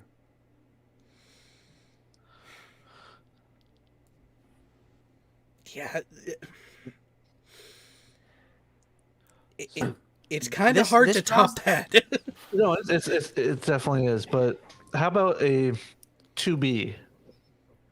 Dr. Bajir, I presume, where he's being selected for the next model of the EMH Mark II. And to find out that his parents actually had him genetically altered at birth. Jay, if I could for 1 second. Before you go on to that, I apologize for interrupting. I'm going to let you finish. But Sisko's response is after that. Oh, okay. So, the question here is, if you're going to kill Hitler, pulling the trigger on Hitler at the end of the war is absolutely justified. Well, what about 1 year before the end of the war? What about 2 years before the end of the war? What about 10 years before the end of the war? Because at that point, Germany wasn't in a war. So that is the question that this episode there is no answer. There really is no answer. And the final entry, as Jared had mentioned, that this is all based upon Cisco's captain's log. No, And not this is the final entry on not that. not a captain's log. It was a personal log. Personal log. Because as soon as he let me finishes finish this. everything, Yeah, wait, Jared. This morning at 0800 station time, the Romulan Empire declared war against the Dominion. They've already struck 15 bases along the Cardassian border. So it's a huge victory for the good guys. Perhaps a turning point for the entire war. There's even a welcome to the fight party in the wardroom tonight. I lied. I cheated. I bribed men to cover up the crimes of other men. I was an accessory to murder. But most damning of all, I think I can live with it. And after that, he instructed the computer to delete the archives of his personal record for that day.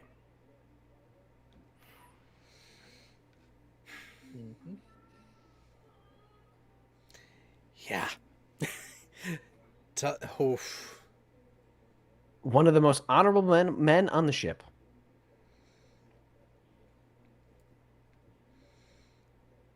I think I can live with it. That is deep. Again, everyone has a line. And when you look at the situation, I agree with Cisco on this one. The sacrifice was worth it. It's one of the rare times that the ends justify the means. But in this case, it's not necessarily the means of the masses. It was the means of him. Yeah. And the fact that Garrick isn't going to out him, because if Garrick is already there. Yeah. Garrick sees no problem with it. Garrick is like, yeah, this is why you came to me. I've recognized my position in this, and hey, is what it is. Doesn't matter. But Cisco has accepted that he can live with the sheep. Sorry, live with the wolves. Yeah. A fight for survival will make you really question some things. Being pushed to the limit makes you question your own morals.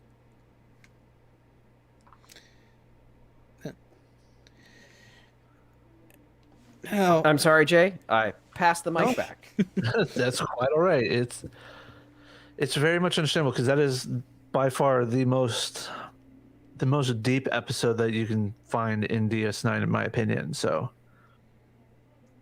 That might honestly be the most internally questioning of your own motives episode of all of the series. Maybe not like the best episode or the most poignant, but if you really think about it, it makes you question yourself. Because of the impact with the rest of this. So in context of where that episode took place in the series, and also the response that episode elicits, it's top 5 of all Trek episodes, easily. I would agree. Oh yeah, definitely. So, the question is there an episode from Voyager that stands a chance? We may never know. Although, no, so what was your coup de grace moment of DS9J? Well, like I said, mine was the Explorers was my episode that I did, but I was looking at the other episodes, and it was just one that kind of hit home was the Dr. Bashir, I presume, where they talk about the ethics of gene manipulation and things like that. So yeah, which I have to say, the idea of punishing the child for a decision that was made on their behalf.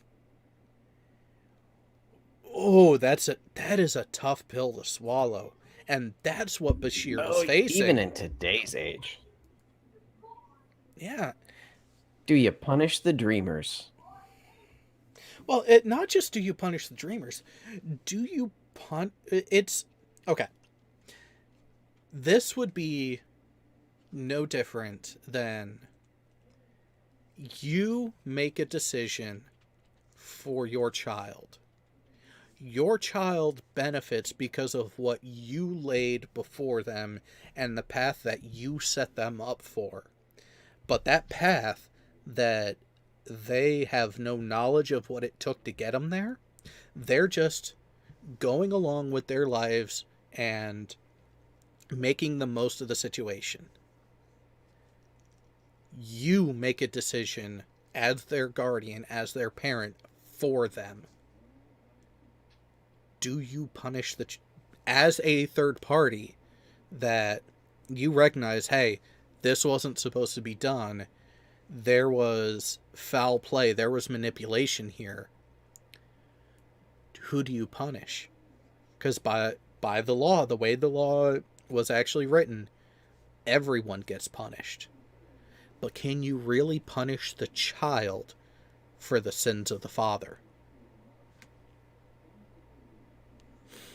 Because it was the parental choice. Ultimately, it was parental choice that put Bashir into that situation. It is, but one twist to this that I would add is, have you seen the video of modern day video, YouTube, of privilege? And it starts with like 20 kids, high school kids, on a field, and all of them starting at the 1 yard line. And then asking individual questions of, if you grew up in a family with 2 parents, take 1 step forward.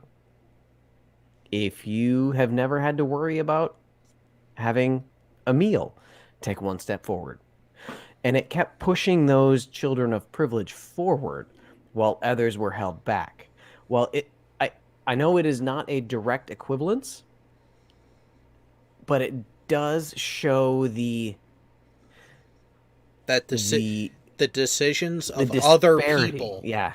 Well, not just Yes. the disparity. The decisions of other people can have an effect on an individual's life. And that's where, who takes the blame? Yeah, it's not the child that's already at the 99 yard line's fault. It's not their fault. But I believe that it is incumbent upon them to recognize that where they're standing. Yeah. Don't punish them, but they do need to be cognizant of where they're standing and the benefits they have received. And Bashir was aware of that. Bashir came to know and realize, it's like, hey, I was having problems with this before. Now things are coming to me so easy. Something happened to me. And Bashir knew enough that with his heightened abilities and heightened mental capacity at that point, he put 2 and 2 together and then realized, I can never tell anyone.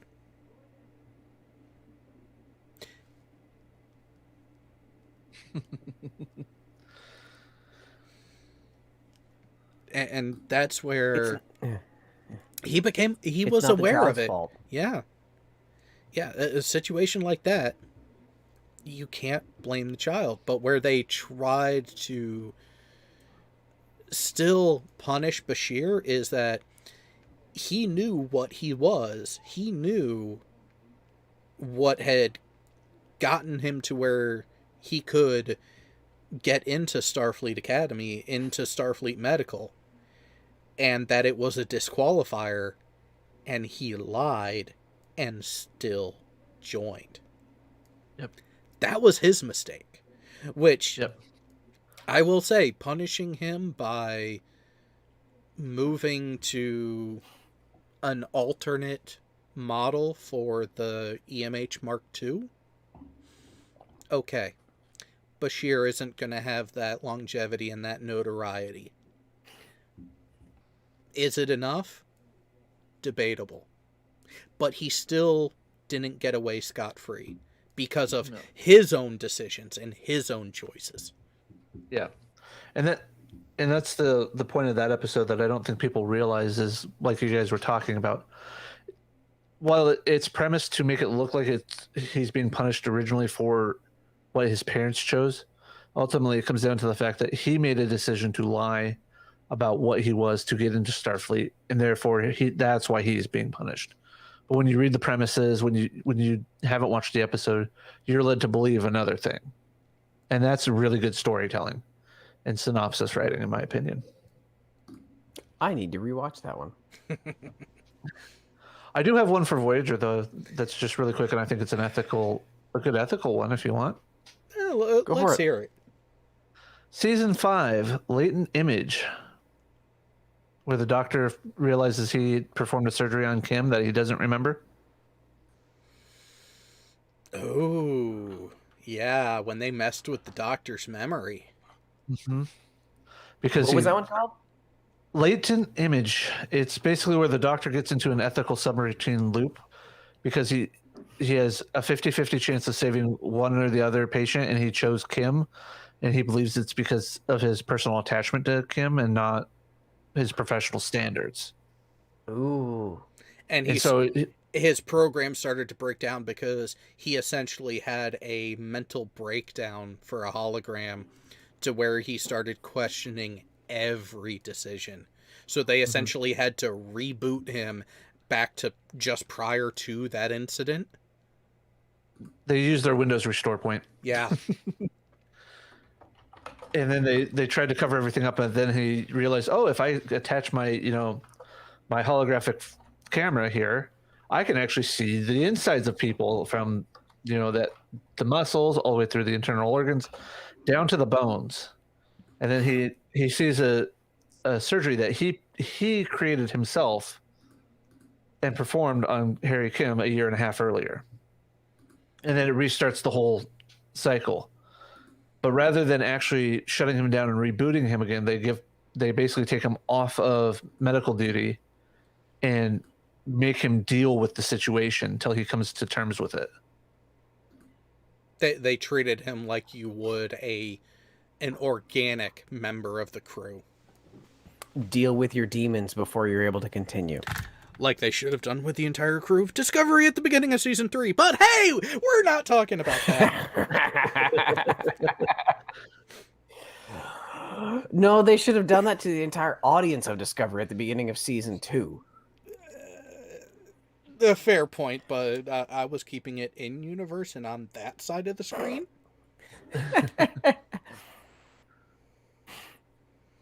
I mean, Voyager on its own has its own individual episodes that I like, but that one is probably one of the most, how do I want to put it? The one that, just like with Cisco, it makes you think and question your own, what would you have done in this situation the first time through with the doctor? Wouldn't you have agreed with the captain and everybody else to just reboot him? Mm-hmm. And it's right there with the measure of a man. Yeah, it's easy to go back to the initial boot phase and erase everything that's been done from then. But in that scenario, does that erase an entity? Mm-hmm. Yeah, for as bad as of an episode as Tuvix was, I agree with you. And that's the thing with Voyager is, overall, the series got panned, rightfully so, because it was a weak entry, but it still had its moments. I just wish we had more moments like Latent Image and less Threshold. Oh, come on. We got Sukatsi. Voyager was really good at edging. Almost got there to the climax, but not quite. And then we're just really disappointed when you went to sleep.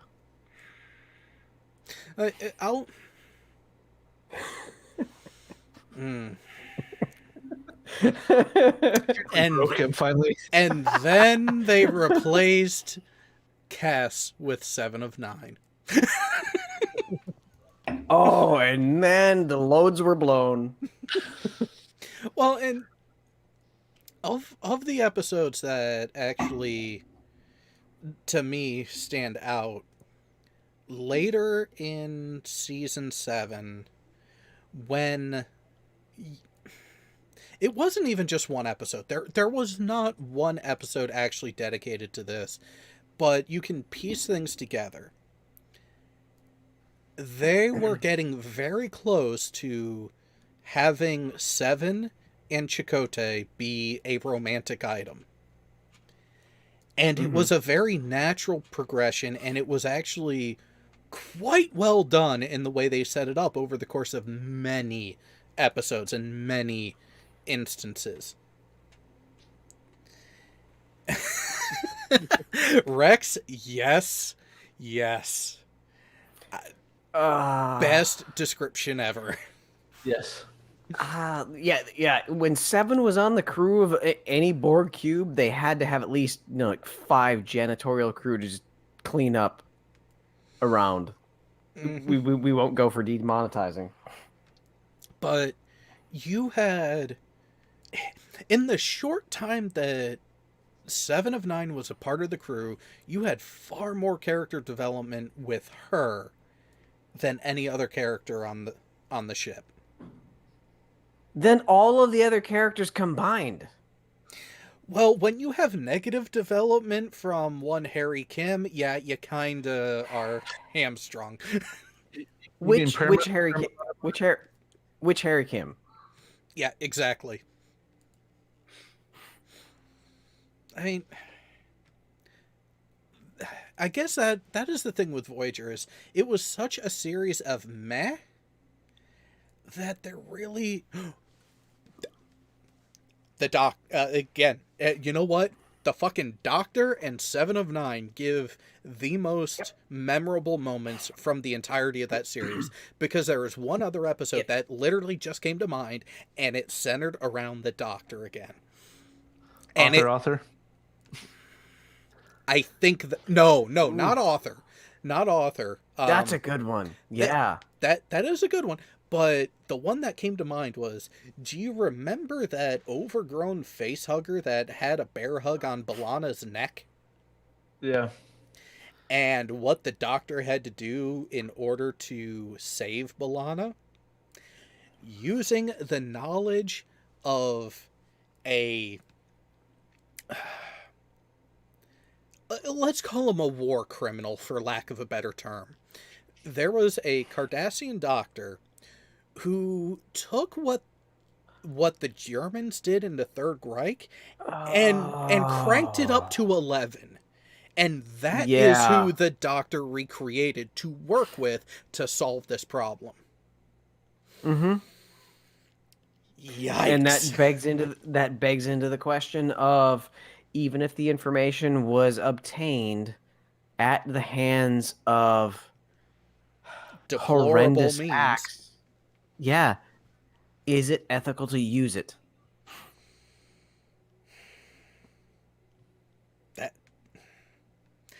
That is an ethical quandary that I don't have an answer for, because the methodology to gain that knowledge is deplorable, but that knowledge still has use and utility to save lives. But does using it encourage the future abuse to obtain similar knowledge? And that is the tough part. That is where it gets into really muddy waters and a really murky situation, because you have that feedback loop of, well, this knowledge was gained by these sorts of means for this amount of time, and people are benefiting from that knowledge now. Why shouldn't we continue figuring that out going forward? And there's a difference between using the knowledge at hand and continuing from that ethical quandary. Well, and I think Using what you have. Well, I think this is part of where the medical profession's Hippocratic Oath comes into play. A big part of that is to do no harm. Did anybody let the Germans know that? It wasn't just the Germans, though. Yeah. They're just they're just most notable for it because of the trials that happened after the war. The Japanese were guilty in their own right so are the Americans. And I was getting there.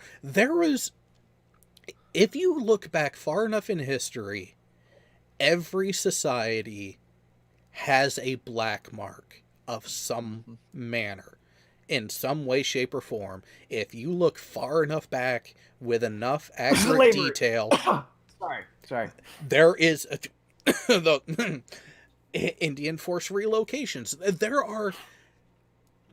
Every society is going to have a black mark somewhere.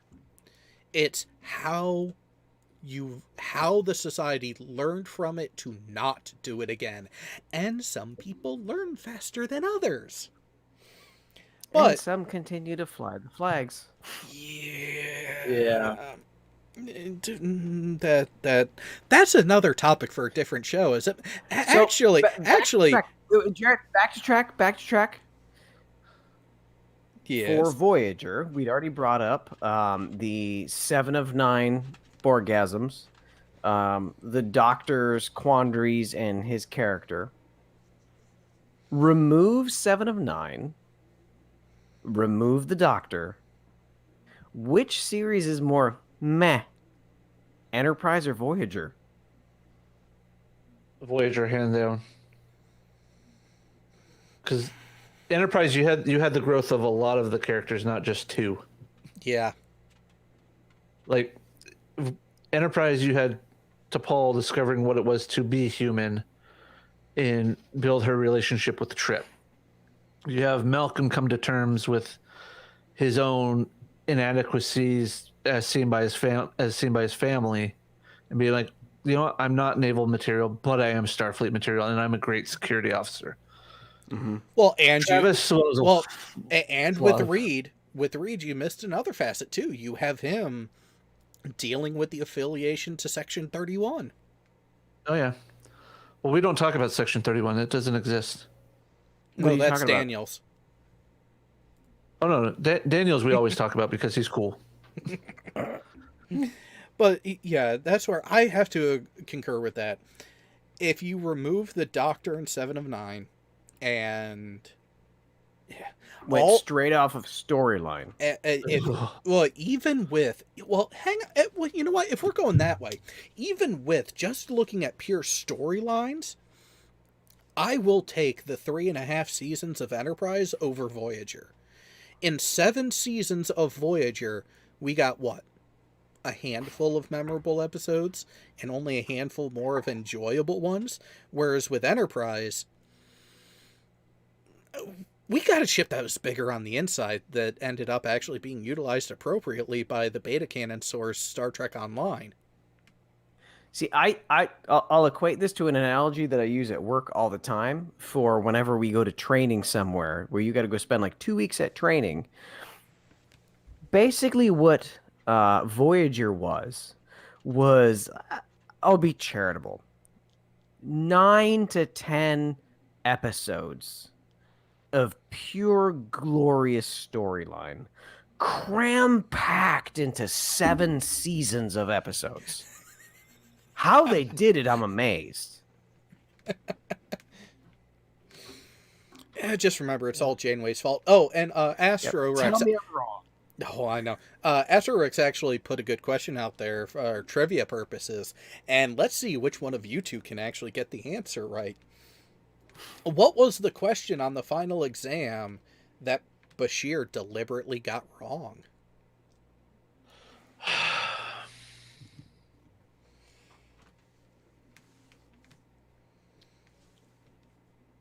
The knee bone is connected to the shin bone. It's technically like that, but Not exactly. I don't remember.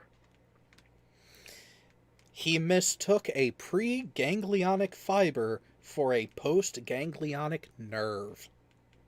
Oh, yeah. Isn't that an episode of Futurama?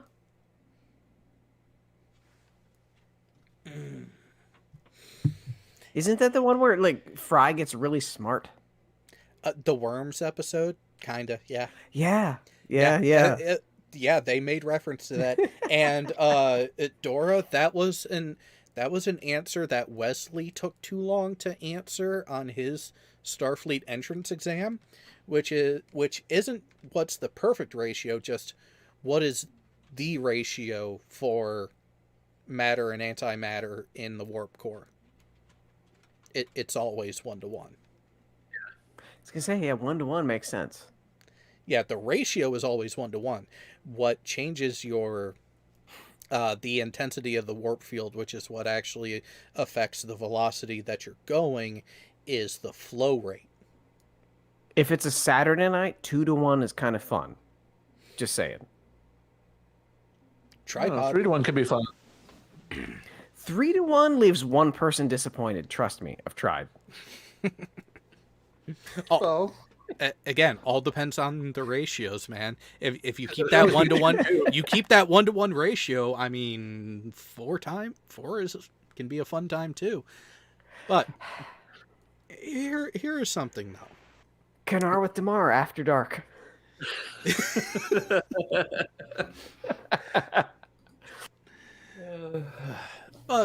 No, it was more a question for a potential for a different show, because I will have to go back and re-listen to exactly what it was that you said, Furball, but there was a reference there that made me think. Jay, do we see if we can make the one of the episodes coming up of 3 vets and a beagle include Furball?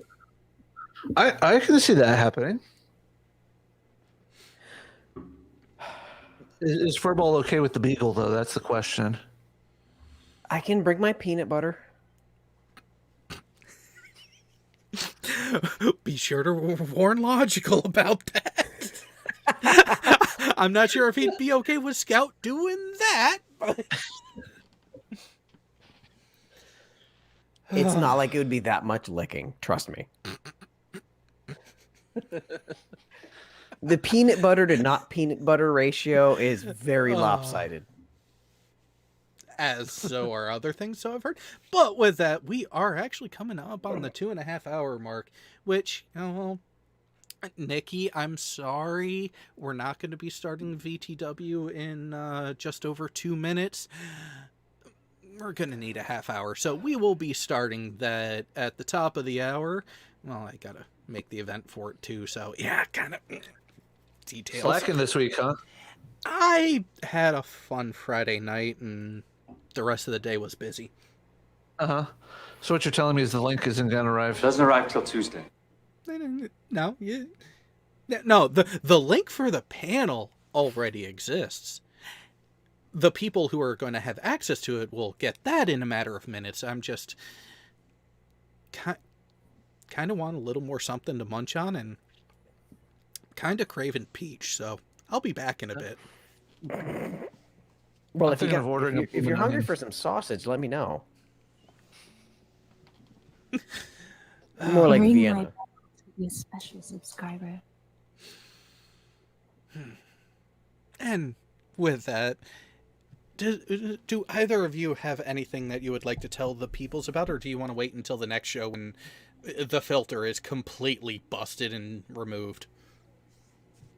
I actually don't have anything because I still have to talk to you in Logical, so. Yeah, we need to figure out when episode 2 is going to be. Yeah. I was thinking about that yesterday, so.